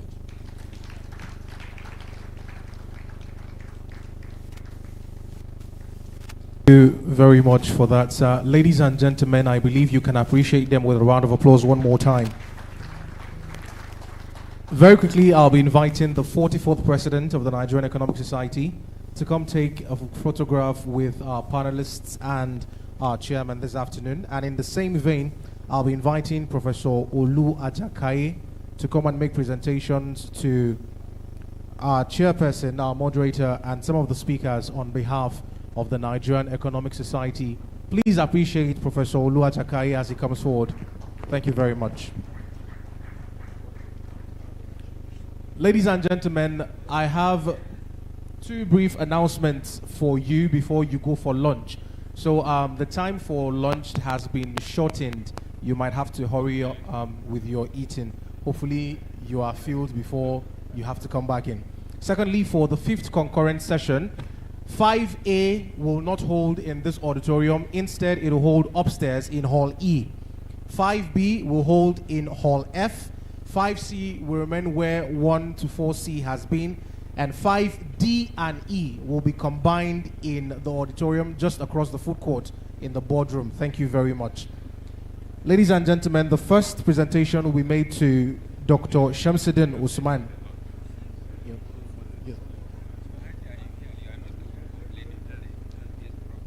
Follow the media. Dr. Shamsuddin Usman, sir.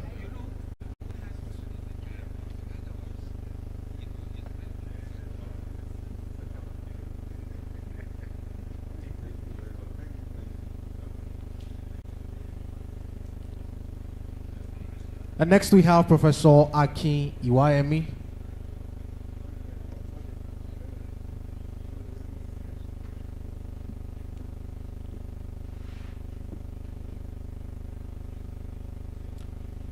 Third, we have Professor Akpan Ekpo.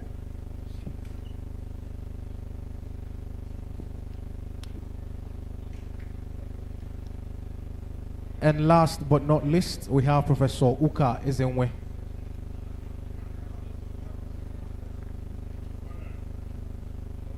Oh, we didn't skip Professor Obadonsa. He already has a package from yesterday, as well as Professor Umu Jalungu. Yes, please.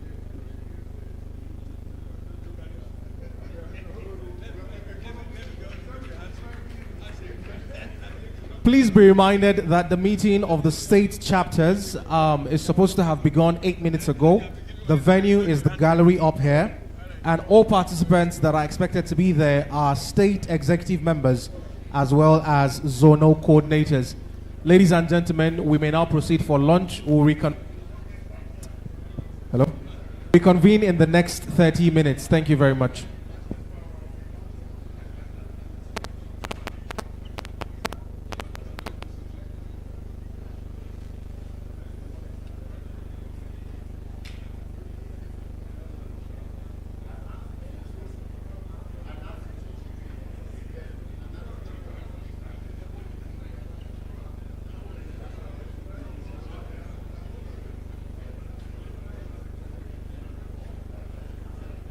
Distinguished ladies and gentlemen, please be informed that the 5th concurrent session, 5A, is now upstairs in Hall E. 5B is now upstairs in Hall F. 5C is just at the Shehu Musa Eradua exhibition room. 5D and E are combined into one concurrent session, and we hold at the auditorium across the food court in the boardroom.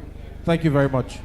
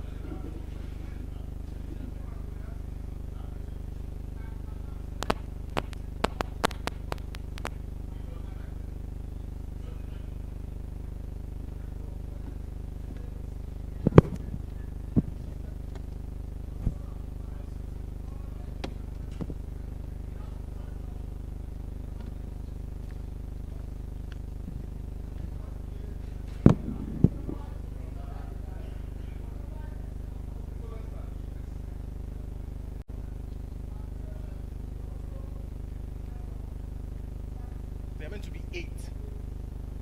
Yes.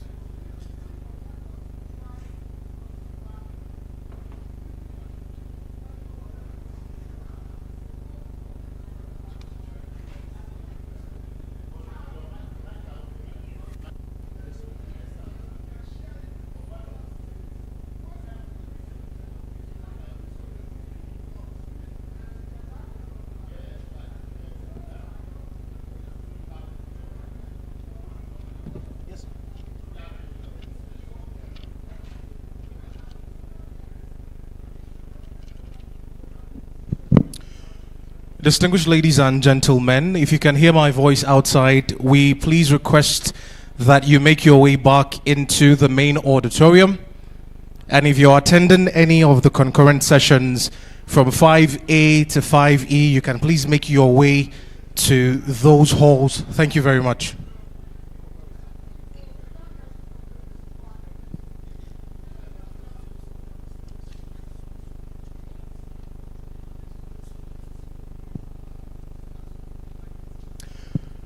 Distinguished ladies and gentlemen, those of you who are outside, we're still waiting for you to make your way back into the hall so that we can begin in earnest. Thank you very much.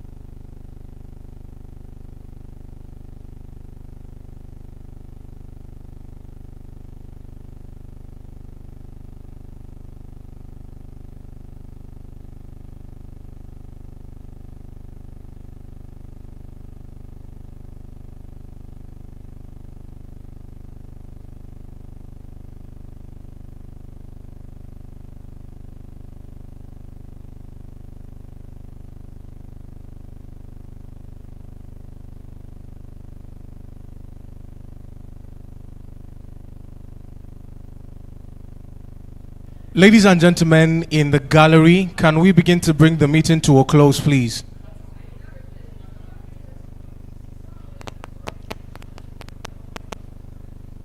Chairpersons of state chapters and zonal coordinators, can we begin to bring the meeting to a close so that we can have one house? Thank you very much.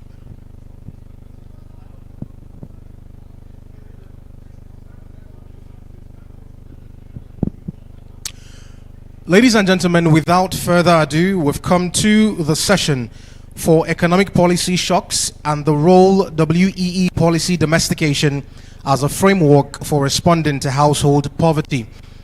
We have with us this afternoon 8 distinguished ladies who will be sharing their ideas. But first, before we do that, permit me to recognize the presence of the Special Advisor on Economic Affairs in the Office of the Vice President, who is representing the Vice President of our great nation today in person of Dr. Tokwe Fashua. Please appreciate him with a warm round of applause. You're welcome, sir. And in that same vein, kindly join me as we welcome the moderator and chairperson for this session from the Development Research and Project Center. Please welcome the Executive Director, Dr. Judith Ann Walker.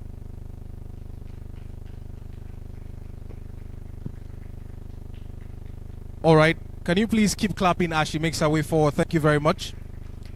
In that same vein, we'll be welcoming the senior economist at World Bank's Africa's Gender Innovation Lab, the Africa Enterprise Challenge Fund, Julia Valiant. You're welcome, Ma. Next, we have the Senior Special Assistant to the President on Community Engagement. Please join me in welcoming Miss Gift John Bull. You're welcome, ma'am. We also have the Chief Operating Officer, Gender Center, National Institute for Policy and Strategic Studies, Kuru, in Jos, Professor Linda Kwon Ndong. Please put your hands together for her as she comes forward. We have the Director of Gender Studies all the way from Kaduna State University in person of Professor Hawa Evelyn Yusuf. Please put your hands together for her as she also comes forward. Penultimately, we have the Gender Officer, Investing in Women in Nigeria, Africa Enterprise Challenge Fund, in person of Hajia Hawa Umar. Please put your hands together for her as she comes forward. And finally, we have the Honorable Commissioner, Ministry of Children, Gender Affairs and Social Development, Enugu State, Honorable Ngozi Eni. Please put your hands together for her as she also comes forward. Thank you very much, ladies and gentlemen.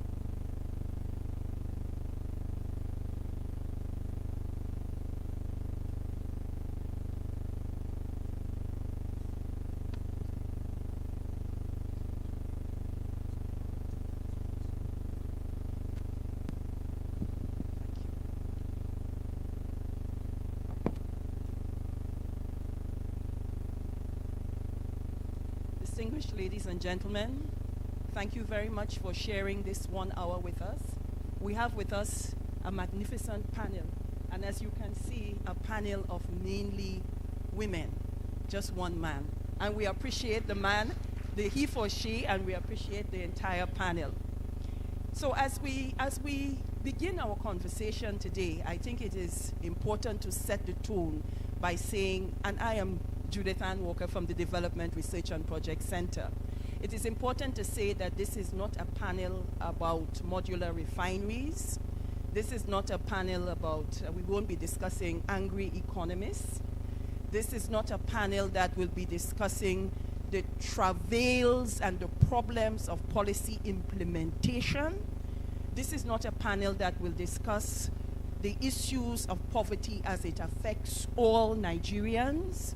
We are mindful of those issues. They were raised in the former panel.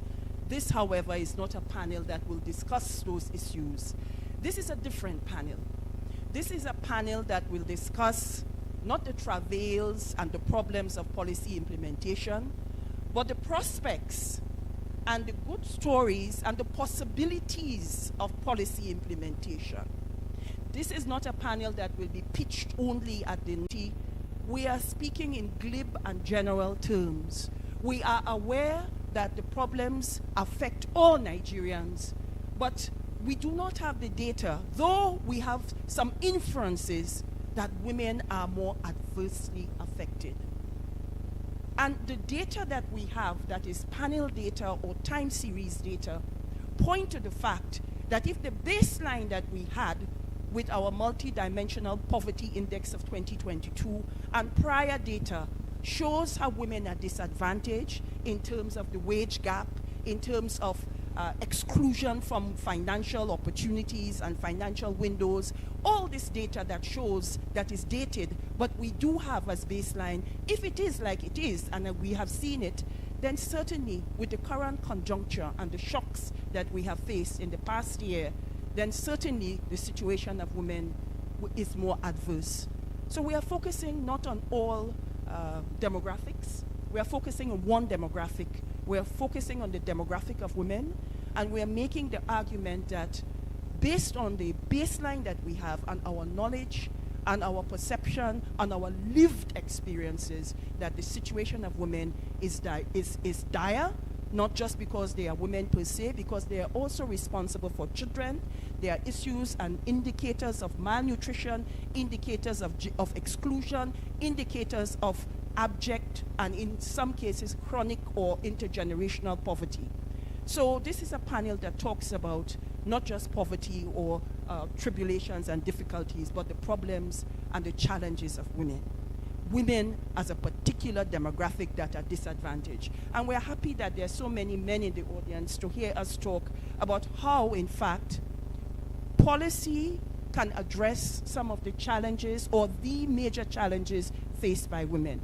The previous conversation was all about the challenges and the issues.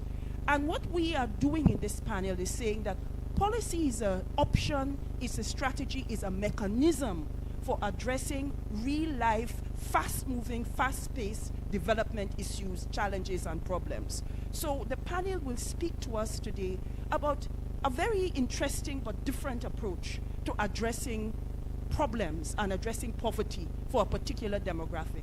Addressing it by ensuring that policies exist, policies are implemented, and policies capture all the diffuse and disparate actions and projects and plans of government, and the policies wrap around all of what government is trying to do for one demographic, for women.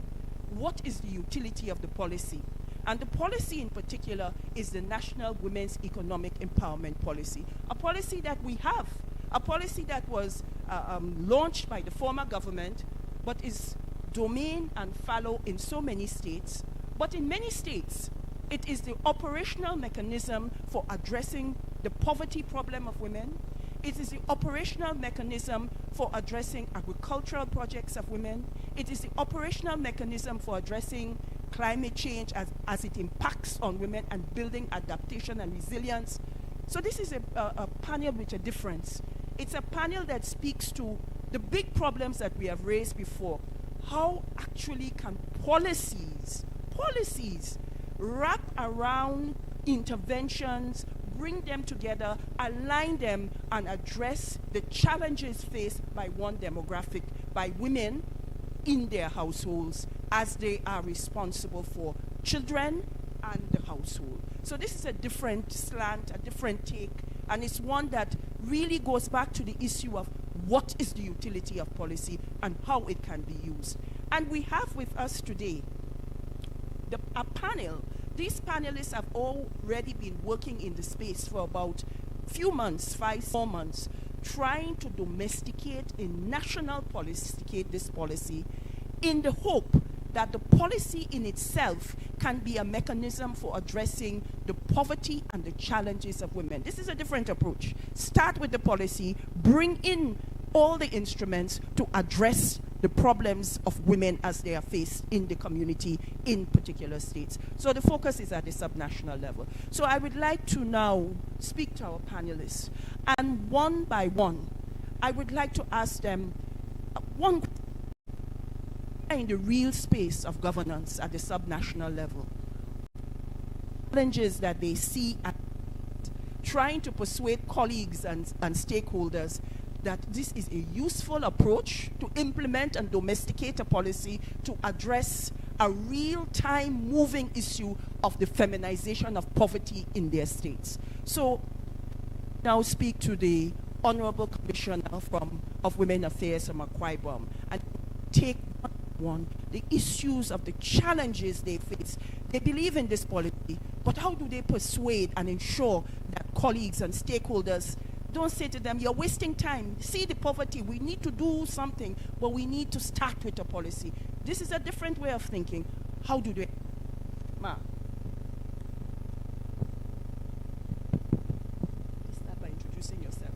I am Dr. Inia Diakwan, the Honorable Commissioner, Minister of Women Affairs and Social Welfare, Akwa Ibom State. And I also act as the Dean Commissioner for Women Affairs in the country. Having to cope with the issue of women issues, and gender issues too, is normally viewed negatively by a lot of people.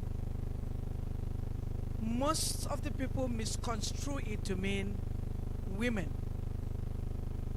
Whereas when we talk about gender, we are talking about women,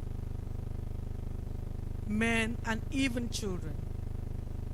In fact, in the course of it, we look at disability.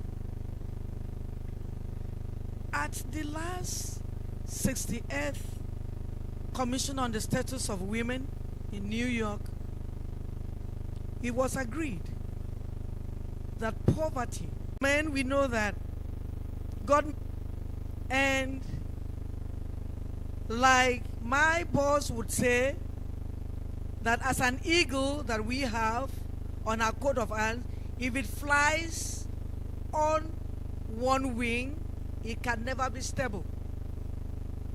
But if the eagle goes with two wings, is stable on its flight and can soar to heights. That is how we are looking at it in our implementation of the women economic policy.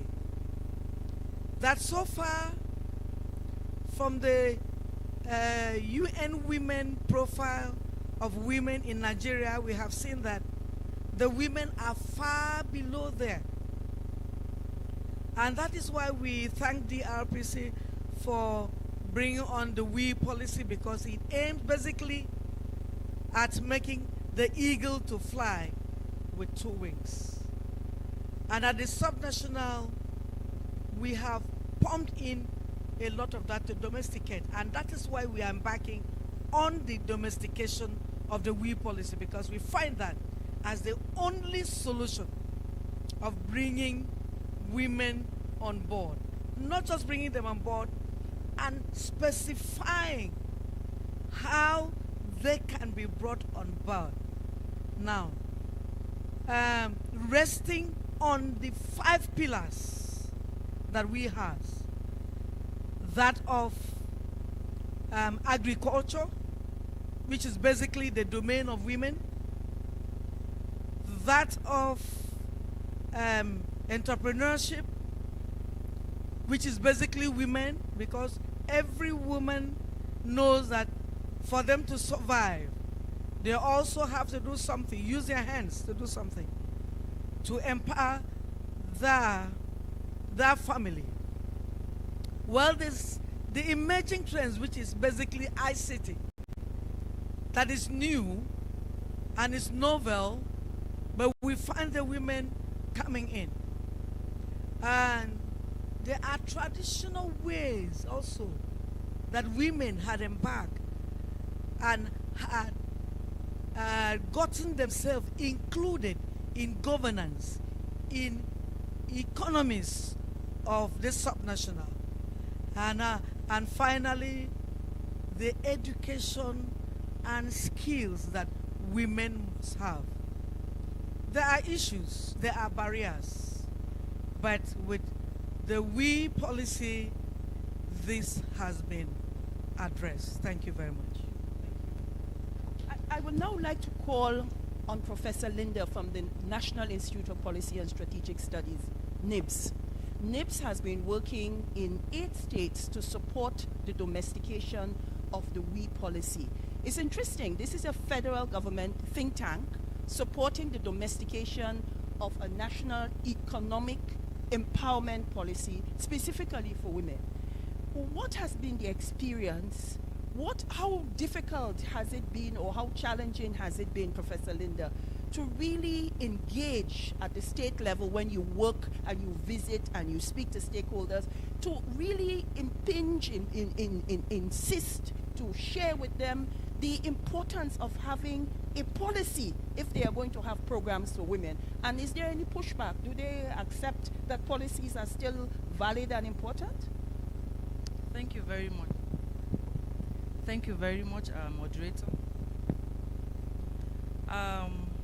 It's really been quite rewarding, especially as the WE policy is not just an entry point for women economic empowerment in terms of improving the livelihood of the woman, but also that this policy aligns with the Jakarta Declaration that sees women economic empowerment as a very necessary imperative to ensure sustainable growth and development, as well as the World Bank postulations of the fact that there has been global evidence of the WE policy being able to improve education, livelihood, nutrition, and health outcomes of families. Now, going around some of the states that make up the first cohort of ensuring the domestication of the WE policy, I think some of the few issues we have recorded are not too far away from issues of norms. And then, of course, this bias that this policy is about women. However, we are witnessing also in other places, as a result of elaborate policy socialization, there's an attitude shift from acceptance of this policy. Of course, NIPS has partnered with DRPC to provide technical assistance and expertise in ensuring that the domestication process in the various subnationals is right on course and moving on daily. And I want to say that on the part of the few commissioners that make up the first cohort, they have very upcoming and very willing cooperation, and they have in the different states moved to different levels of the domestic process. I would like to have actually witnessed progress and successes. Honorable Commissioner from Akwa Ibom here and the one from Enugu are all examples to show forth, and of course Kaduna, Kano, Plateau are good examples of the advancement we have made so far in the process of ensuring the domestication of the WE policy. Now, from the challenges we have encountered, I realize that one of the ways that we can move forward is extensive and elaborate policy socialization. Thank you very much. Thank you very much. If I could just be provocative and ask the Honorable Commissioner from Enugu, the Commissioner for Women's Affairs from Enugu State, there's always this feeling that the women of Enugu and Imo, they don't really need policies, they are liberated, they are empowered. What has been some of the challenges that you have faced really trying to push for this policy domestication and really take your colleagues along that a policy is needed and necessary to wrap around all the initiatives that are being implemented currently?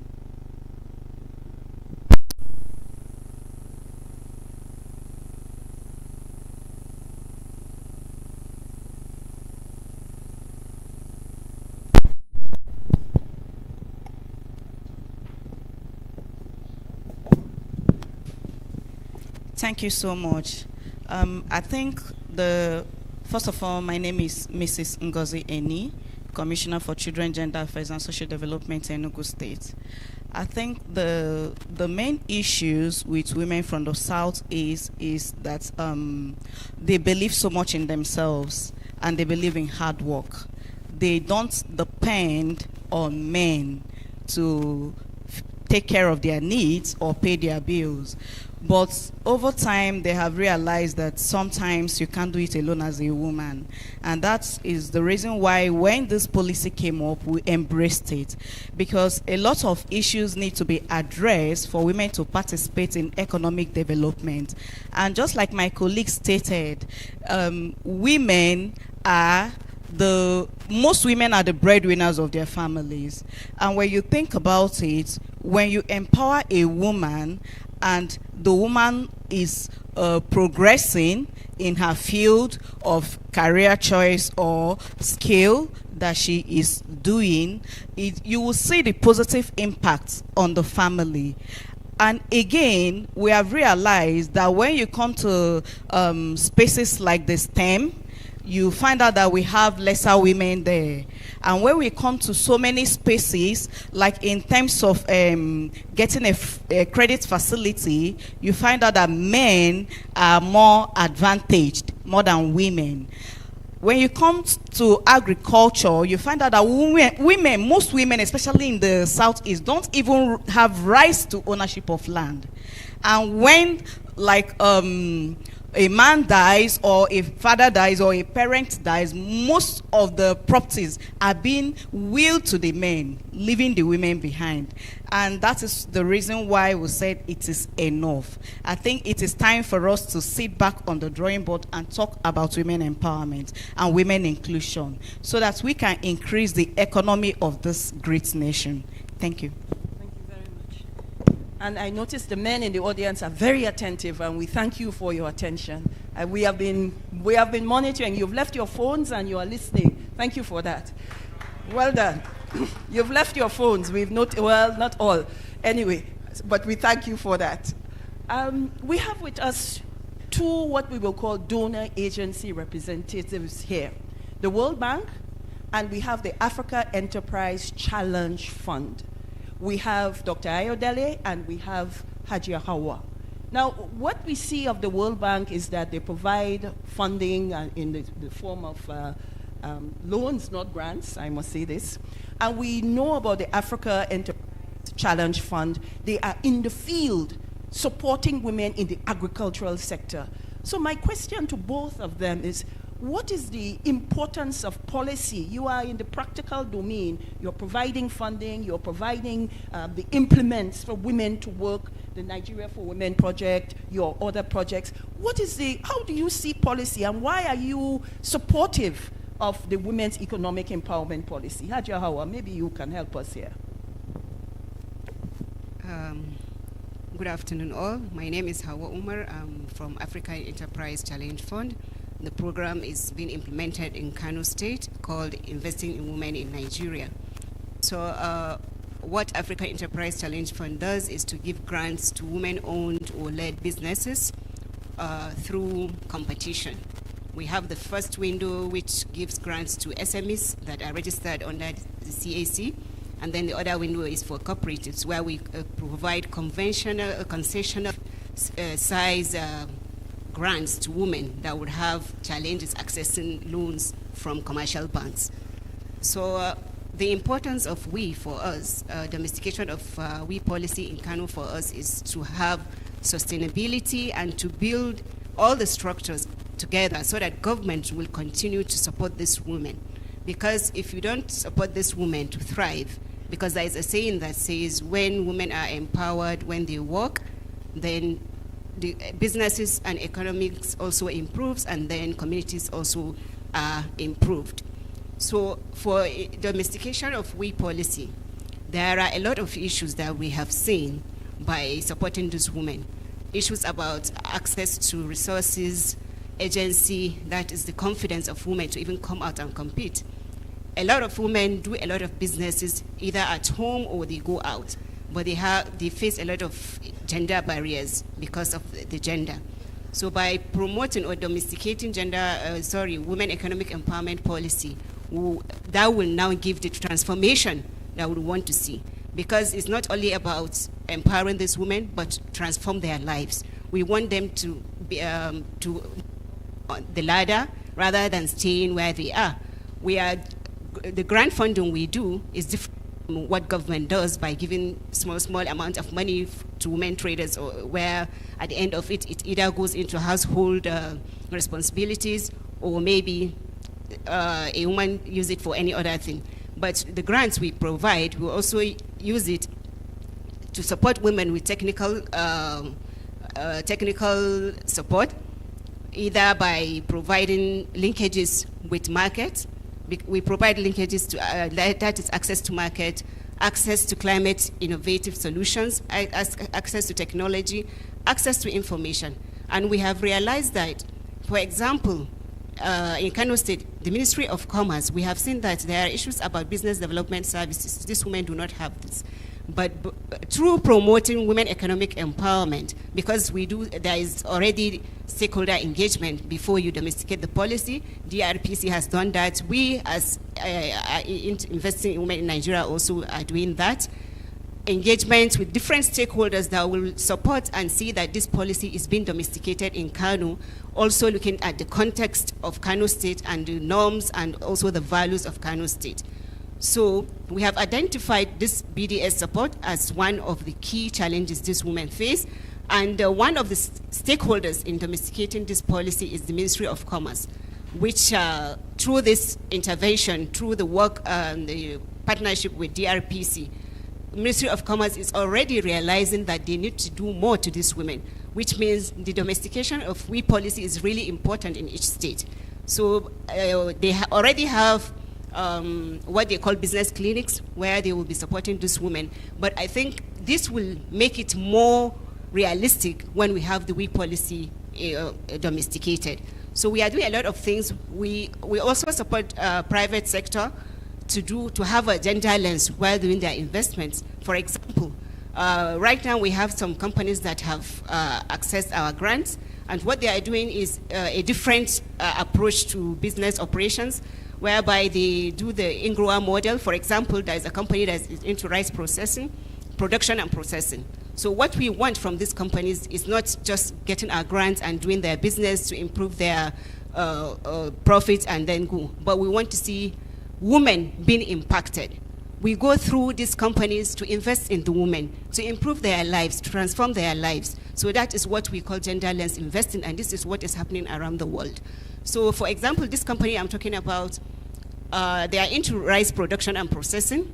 They have 400 hectares of rice in Kano, and what they are doing is they are introducing INGROA model, where they bring these women, they give each woman within the community where they are operating, each 4 women to a hectare of land. They will give them the input.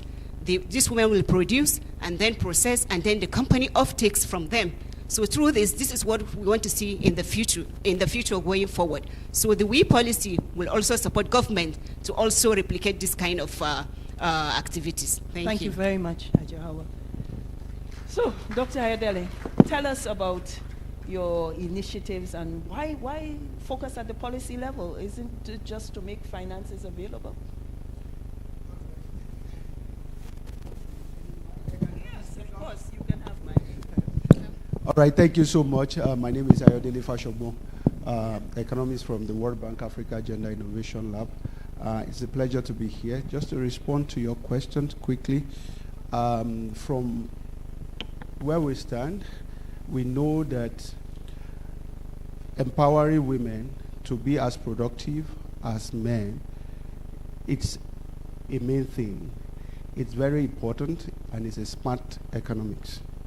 Smart economics in one sense, for example, in Nigeria, our work in Nigeria has shown that if we are able to close gender gap in agricultural productivity, in profit from entrepreneurship, in wage employment, that Nigeria as a whole stand to gain between $9.2 billion to $12.3 billion annually on our GDP, which is about 5.3 increase in our GDP. So it's a smart economics if we are able to close gender gaps in these 3 spaces. And we also know a number of factors that are driving this gender gap. For example, in agriculture, we know that the type of women cutting of crops that men, this is a major driver. Men, to the extent, they dominate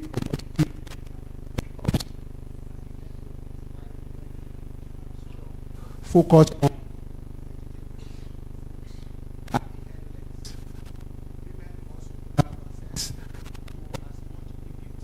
as men. For example, fertilizer, they apply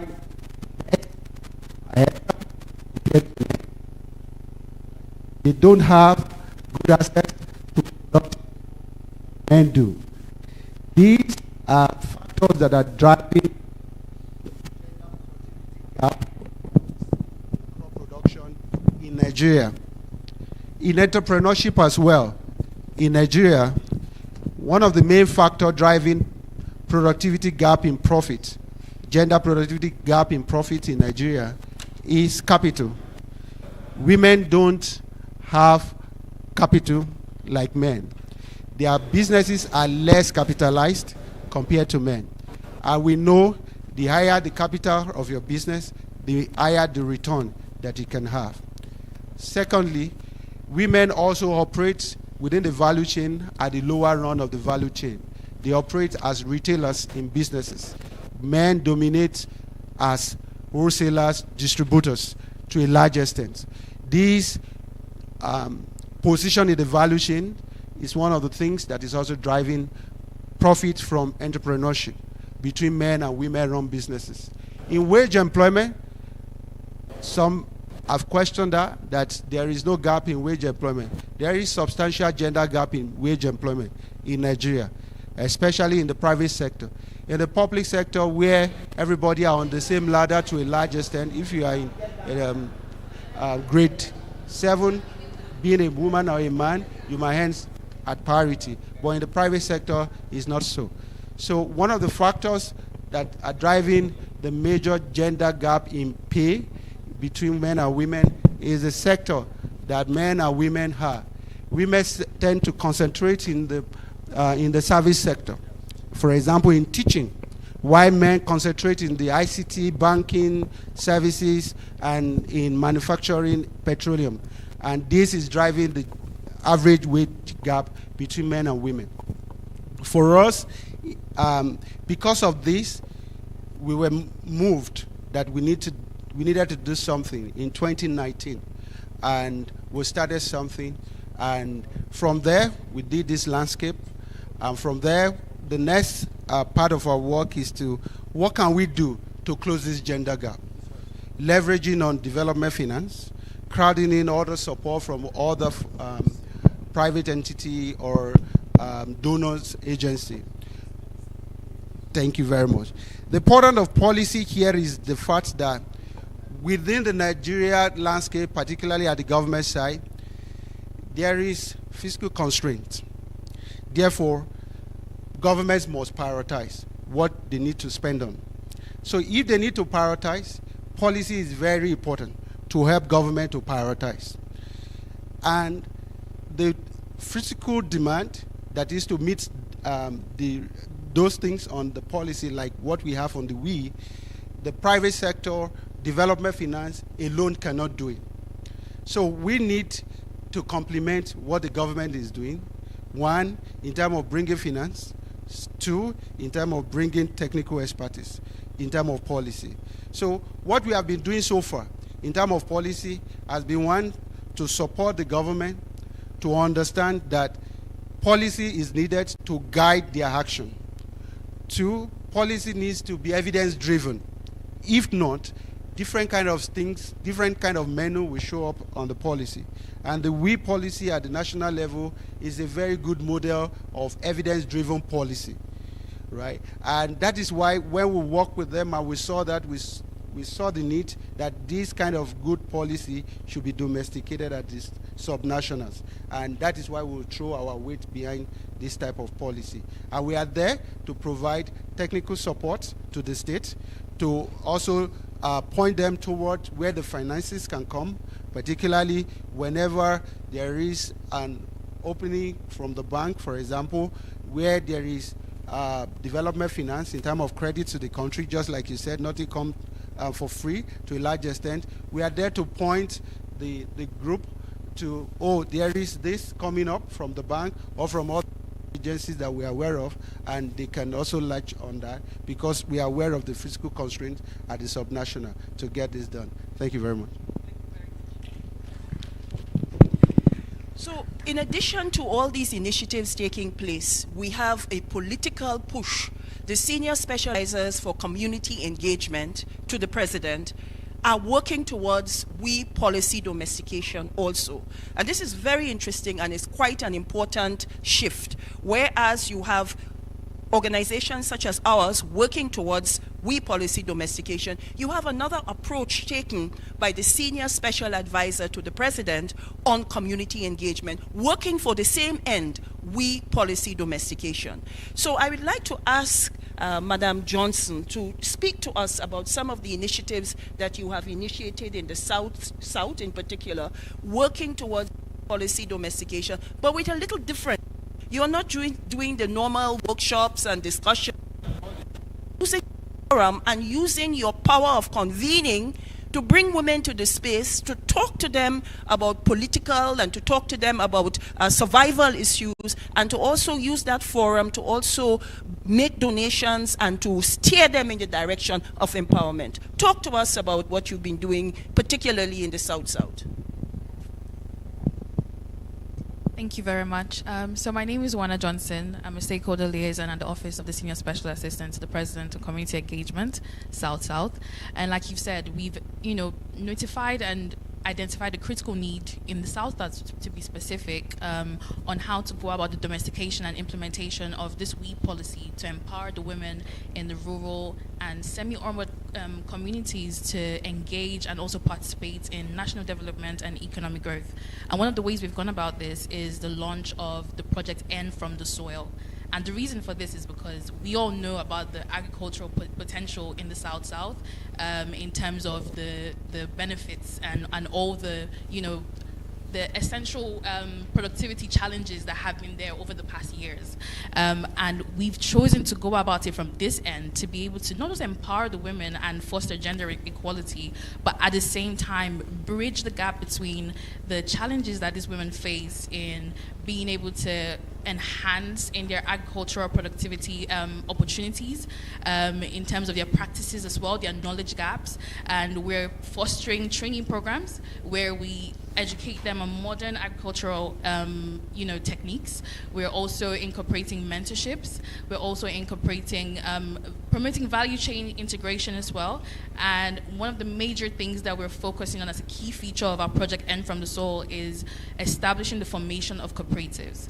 So far we've been to Akwa Ibom State, we've been to Calabar, and we've been to Bayelsa State. And in these states we've been able to establish and form these cooperatives. I know in Akwa Ibom State we've been able to form up to 32 women group cooperatives. In Cross River State we've been able to establish 25 cooperatives, and we've been able to establish 10 of these cooperatives in Bayelsa State. And the main aim of all of this establishments and this particular project in the domestication of the WE policy is that we're encouraging and empowering these women to be able to feed their region, feed the state, feed Nigeria, and subsequently feed West Africa as a whole.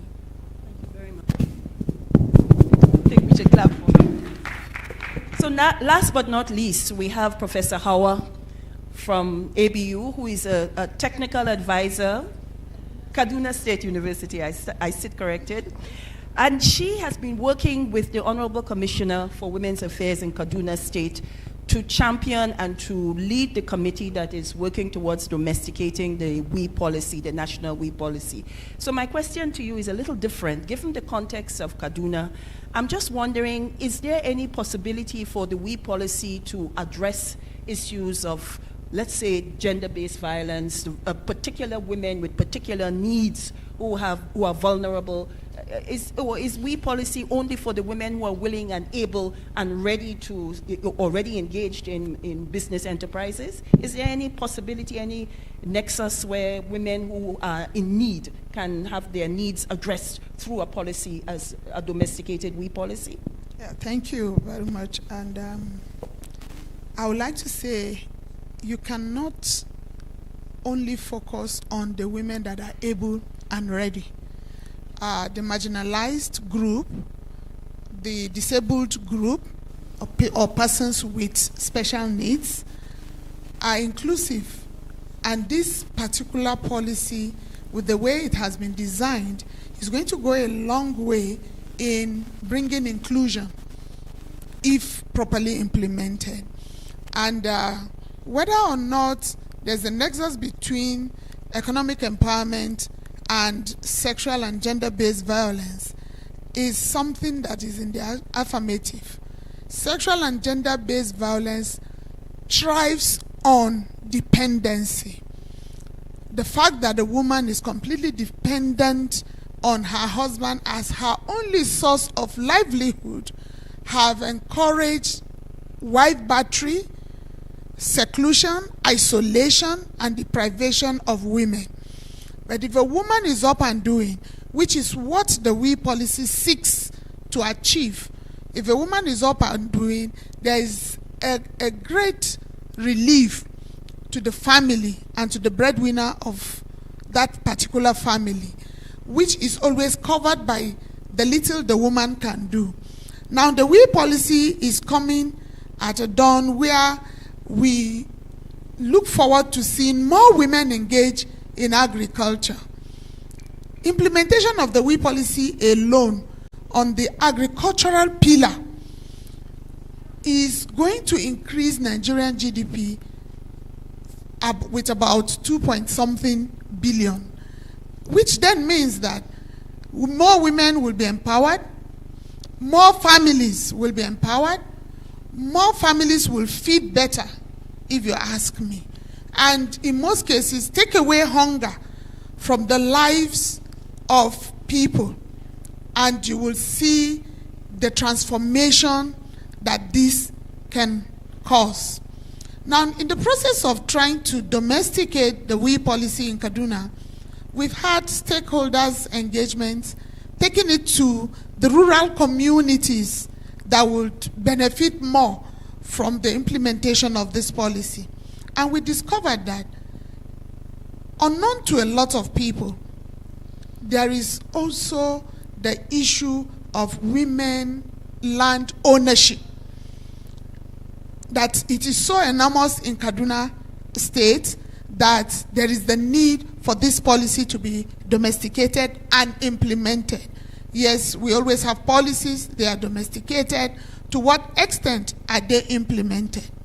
We have discovered that the implementation of the we policy, with the input coming from the rural dwellers in Kaduna, the people who matter most in economic production, it will increase the visibility of the state in terms of GDP.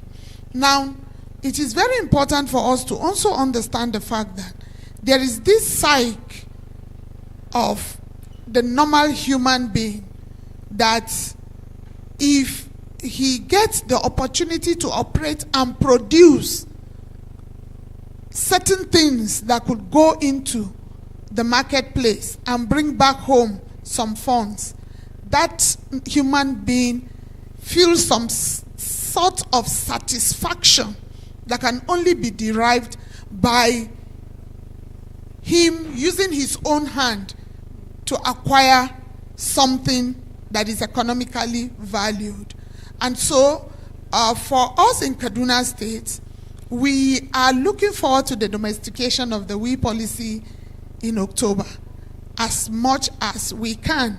And that's why, aside the workings of the technical working group for the domestication, we have gone ahead to start reviewing the national we policy, looking at it pillar by pillar, taking from it what we think will benefit us in Kaduna State, while imputing our own thoughts as to if this particular thing is done within Kaduna State, then it will enhance the economic empowerment of women, not just women, but the state as a whole. Thank you very much.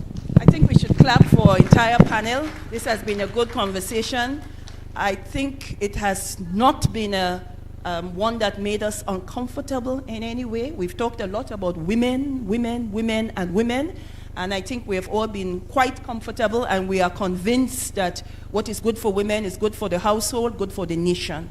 And on that note, I would like to open for us to have a conversation and for us to have questions. We don't have much time, but I believe we can take maybe 2 or 3 questions. I see one man, and I recognize that one man. And don't tell me it's another man. Okay, where? Aha. So, gentlemen, you're recognized, and gentlemen at the far back, you're recognized, and another gentleman, you're recognized. 1, 2, 3. We will come maybe for a second round, time permitting. Okay, thank you very much for recognizing me. Dr. Gochuku Henry Abarakwe. I'm from University of Port Harcourt. I quite appreciate your effort. I've not heard about we before. I've heard about it today, and I've seen the effort you are making. And I've also seen from my own class, University of Port Harcourt, Economics Department, women are always leading. In my time, women come from, you start counting women from number 10, backwards. It's surprising today what we are seeing in the classroom. You give tests, first, second, third, fourth, before a man will come in. You count again before one man will come in. And the men seem to be comfortable at the rear.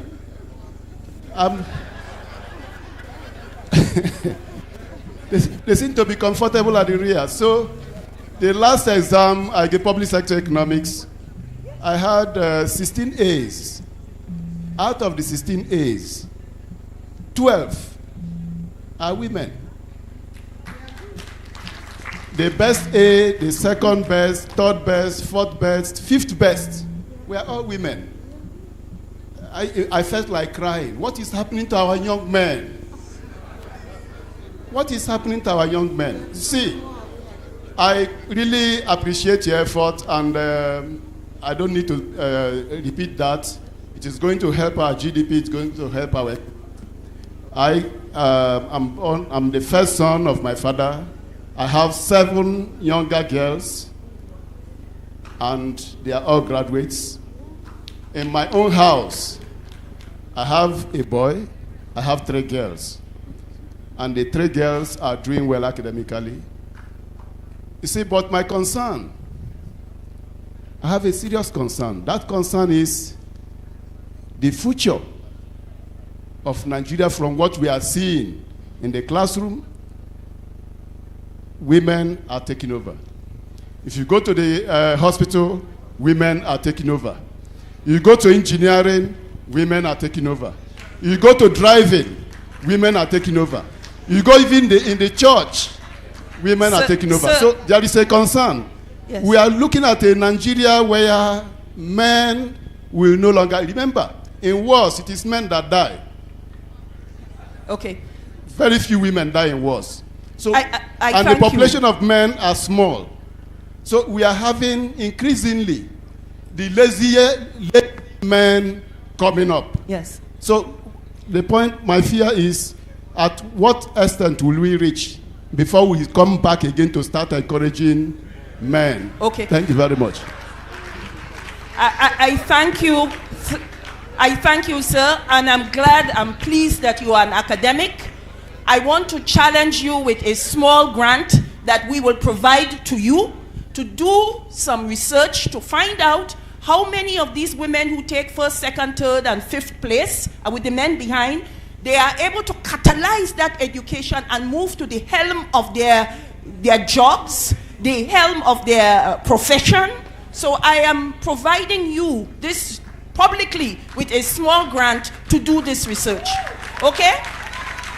A small grant to do this research, longitudinal research over a period of time, trace and track these women for us, because there are barriers to their development, their mobility, and their ability to rise up and translate and catalyze and use that first, second, third, fifth position to move to the helm of their position, their profession. So meet me after you have a small grant. So.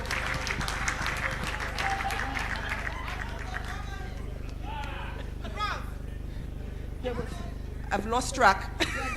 Okay. Good afternoon, everybody. Okay, please. My name is Okeke Stanley. My own is, God made Adam and Eve.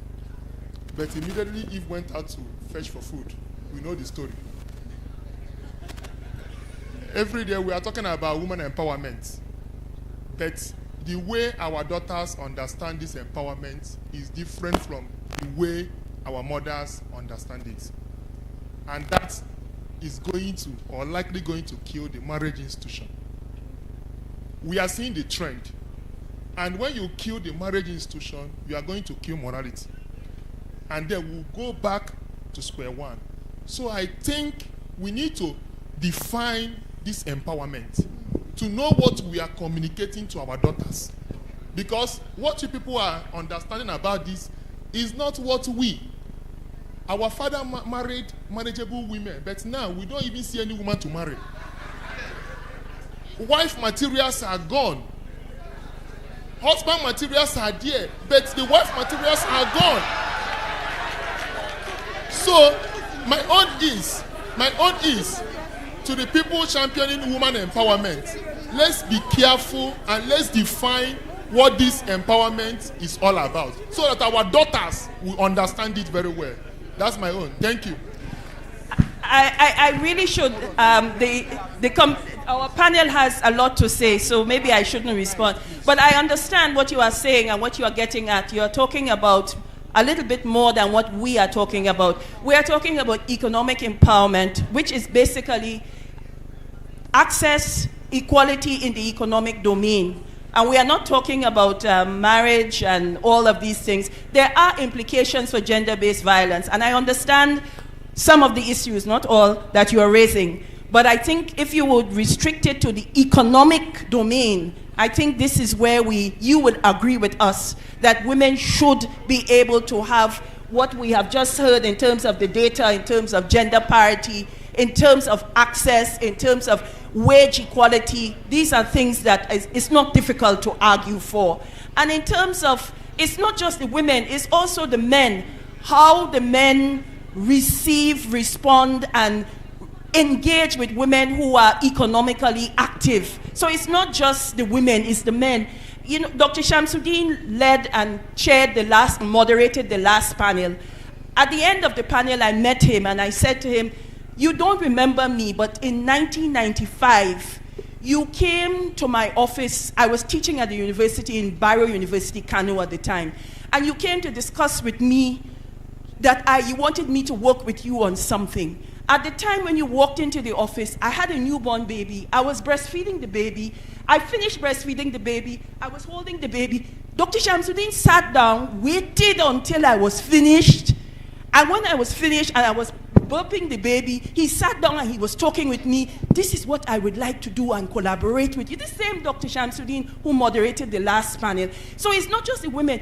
The men also have to concede that you have a maternal role, but you have a brain. And that's what he did.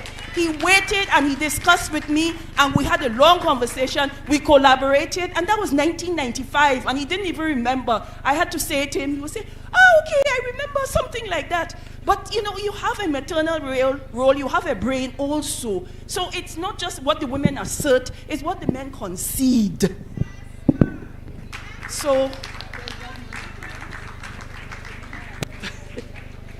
Third question, ma'am. Ma'am, third question. Okay, please. Okay, yes. Thank you very much. I think we need to also talk to the women. Yes, because what we see at some levels, when you talk about the barriers to that empowerment, we see competition among women.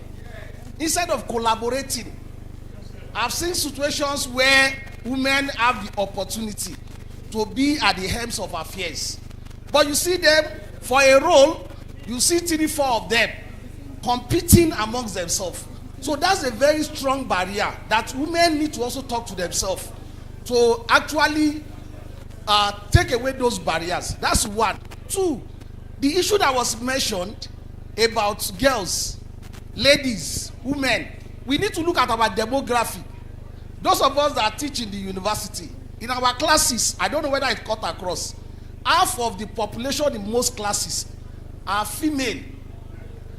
And if they are female, we have a role to play as men, as men, to empower those young girls.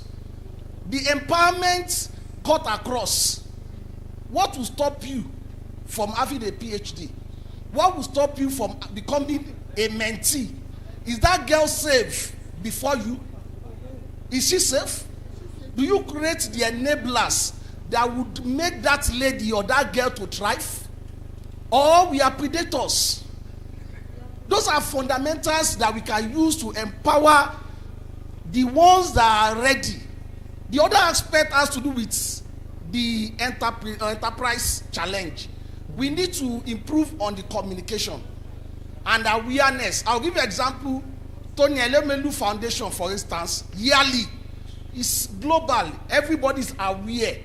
I was opportune in my own house. You don't need to go out. You can follow the challenge. You can be empowered. Even if you don't get the grants, the knowledge that you have acquired can be used to transform whatever business you are doing. So there is a need to spread the information through effective communication so that they could be aware. If they leave school, they know what they want to do. If they are constrained to getting jobs, you have the opportunity to access grants. And I check your website, you even have access to non-interest financing, which is what we were discussing the other time, access. Until we change that equation and the assumptions of interest as a barrier, particularly for women, if they have the capacity to repay and the attitude to repay, and you are giving them fund without a cost, I think we will have a better world. Thank you. I'm advised that we have to wind up. I'm really sorry. I think that this has been one of the most... The women haven't spoken, I know. May I take one, please? Okay. There are two hands. Three women. Just take one. Sorry? Just one, sorry, please. Yes. Please, quickly. Say what you have to say, quickly. Speak quickly. Okay. Thank you so much, Ma. I want to thank you. I am so impressed that we have to give women a chance to hear, like domesticate it in Anambra State. I would love to be a part of it too. I've not heard about it. Then secondly, in most cases, most of these government policies, barrier for them to access what they are supposed to benefit from the government. So I think a kind of enlightenment should be brought down to the grassroots to these women, even in their local languages. Because, for instance, in the other session, they were talking about financing small businesses. These women do not know that they can access loans without credits. Do you understand? So it is important we educate these women to understand that they can actually access loans without collateral or whatever, or interest. So I think, please, let's do something towards that. Enlightening women. Thank you so very much. All right. Good evening, everyone. Good evening, Ma. My name is Dwera Ome Haleru. I think I applied to you sometime in 2023, but we didn't get to work together. So this is me in person, right? Yes. Okay. But right now we assess pensions. I don't know if you can see my T-shirt. And one of the things that we do right now, I head the micro pension division for the North for micro pension, and I joined the industry in 2022. I just had my baby then, and I joined the industry. And so far, so good. From when I joined, we started as Sigma Pensions, and then now we are Access Pensions with the Access Holding, right? Now, the main reason why I'm bringing this up is, especially when we're talking about financing and co. In the few years that I've worked in pensions industry, I've noticed that there's no form of enlightenment, there's no form of communication to the people to say pension is also something that a form of savings, right? That whatever business that they're doing right now, they have the ability to be able to save, and they have a retirement plan for them. And this is micro pensions, which is for the informal sector people, and that deals with those working in, like the women that we're referring to. The policy too, yes, I'm very sorry. So the policy too has to look at all-inclusive financial this thing. So it has pensions, insurance, access to loans. We have the Youth Thrive program, but that's interest-based. We're also looking at trying to bring in non-interest kind of schemes, you know. And we have the mortgage. With your pensions, you can actually have access to mortgage to buy lands and all that. So these are developments that we're working with. Okay, so thank you. So we are wrapping up, and we would like to thank you for your attention.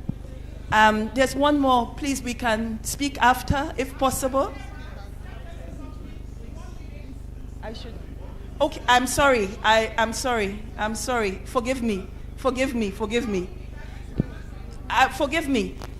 I'm told by the organizers, we are not part of the organizers. They were charitable enough to have us, and we thank them sincerely. So we have to wrap up. We thank you for the enthusiastic conversations, the passion, the commitment, the pushback even. We appreciate it all. It's all part of the process of moving forward and advancing women's economic empowerment. Thank you all for your time. Wonderful panel. Thank you, thank you, thank you. One more time, ladies and gentlemen, applause for Dr. Judith Ann Walker. Before you go, I'd like to invite the president to please take a quick photograph with the panel and the moderator. Ladies and gentlemen, while they are doing that, please join me. We appreciate Honorable Ngozi Eni, Hajia Hawa Umar, Professor Hawa Evelyn Yusuf, Professor Linda Kwong Dong, Ms. Gift John Bull, Dr. Ini Adiakpan, and Dr. Ayodele Fashogbon, who is representing Ms. Julia Valiant. You're all very lovely to have you, and thank you very much for taking time to be here.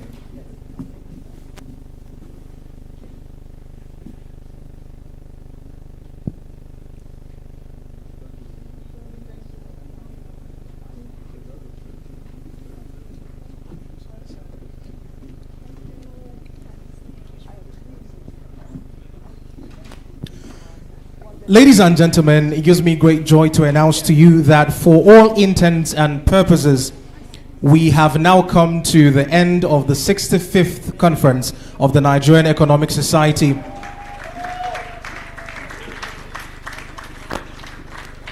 If you were here on Monday during the opening ceremony, well, we'll now very quickly go into the closing ceremony, and we'll be having an address that will be delivered by none other than the 44th President of the Nigerian Economic Society. Please join me in welcoming Professor Adeola Adenikiju.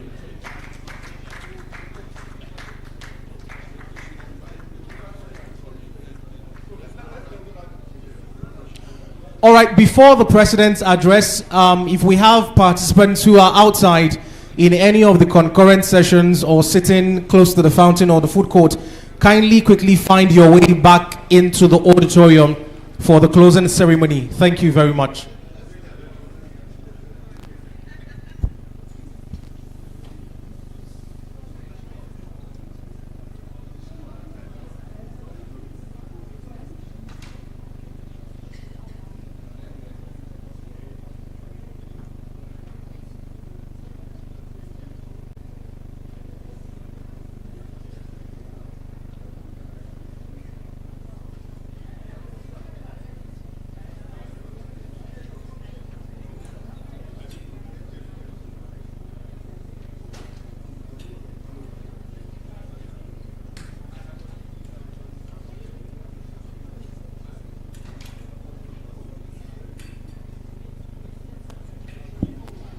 Distinguished ladies and gentlemen, for the people that are still outside, anywhere you are in the auditorium under the sound of my voice, kindly make your way back into the auditorium. Thank you very much.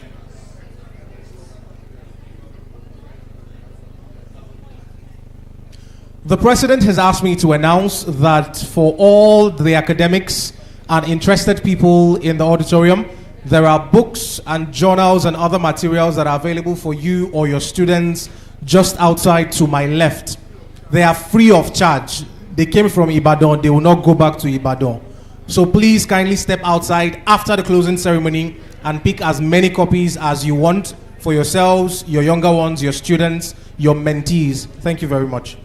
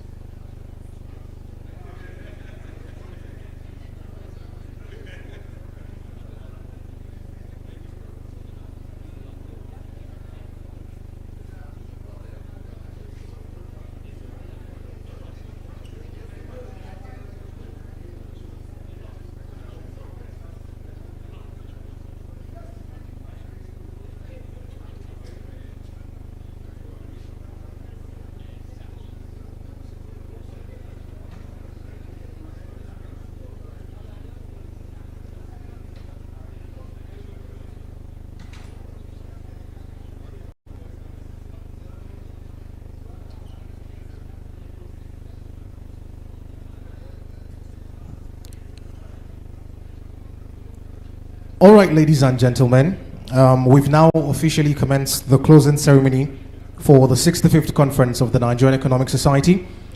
One more time, ladies and gentlemen, please join me in welcoming the president of the Nigerian Economic Society, Professor Adeola Adenikeju. Ladies and gentlemen, you are not clapping as much as I expected. If we don't clap, we don't go. We'll just stay here till... because the Vice President of Nigeria is here, so we have to close so that... And then we have an event this evening. So we have to go back, and recharge. So let's start the winding down. Let's just close the thing. Okay, Your Excellency, Senator Kashim Shettima, GCON, Vice President of the Federal Republic of Nigeria, ably represented by the Special Advisor to the President on Economic Affairs, Dr. Tope Fashua.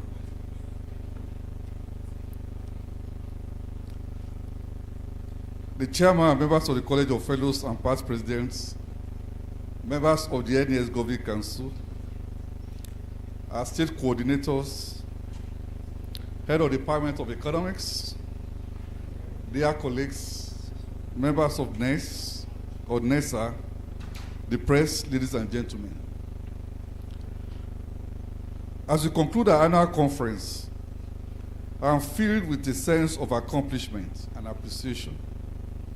This gathering has been an incredible voyage of ideas, insights, and common goals. Over the last 2 days, we have seen the true core of intellectual engagement, addressing difficulties, exchanging solutions, and imagining the future of our discipline. This conference brought together some of the most brilliant minds in economics. Our conversations have covered everything from the complexities of economic theory to the current concerns confronting our nation's economy. The breadth of thinking and depth of analysis given here demonstrate the vitality and evolution of our field. Whether we're investigating the impact of fiscal policy reforms, monetary and fiscal policy coordination, or discussing the African economic outlook for 2025, each section has added to our collective understanding and presented us with fresh perspectives. Ladies and gentlemen, I say thank you for your enormous support to the Nigerian Economic Society, and we look forward to a better partnership. I want to offer my heartfelt gratitude to everyone who helped make this occasion possible. Our keynote speakers, our panelists, and other contributors have been nothing short of amazing. Your non-like economic situation. To the organizing committee and secretariat staff, your effort and precise planning ensure that this conference runs smoothly. Your hard effort behind the scenes has not gone unnoticed, and we are very grateful to everyone who participants. Your active participation in this conference from the beginning has been critical to its success. Your enthusiasm for economics and dedication to spreading knowledge has made this conference to be so much important and impactful. To our students and NESA members, these are the future of economics in this country. We are not only delighted to have you here, but we also envy the opportunity provided to you to chat to our distinguished members of the legislative arm of government. We have 2 of them who are here. We hope in the future we'll be able to get more of them. Deliberately, we try to cultivate them. And in the course of preparing for this conference, we actually visited the National Institute of Legislative and Democratic Studies to see how we can actually have a formal relationship with legislative arms of government. And the good news is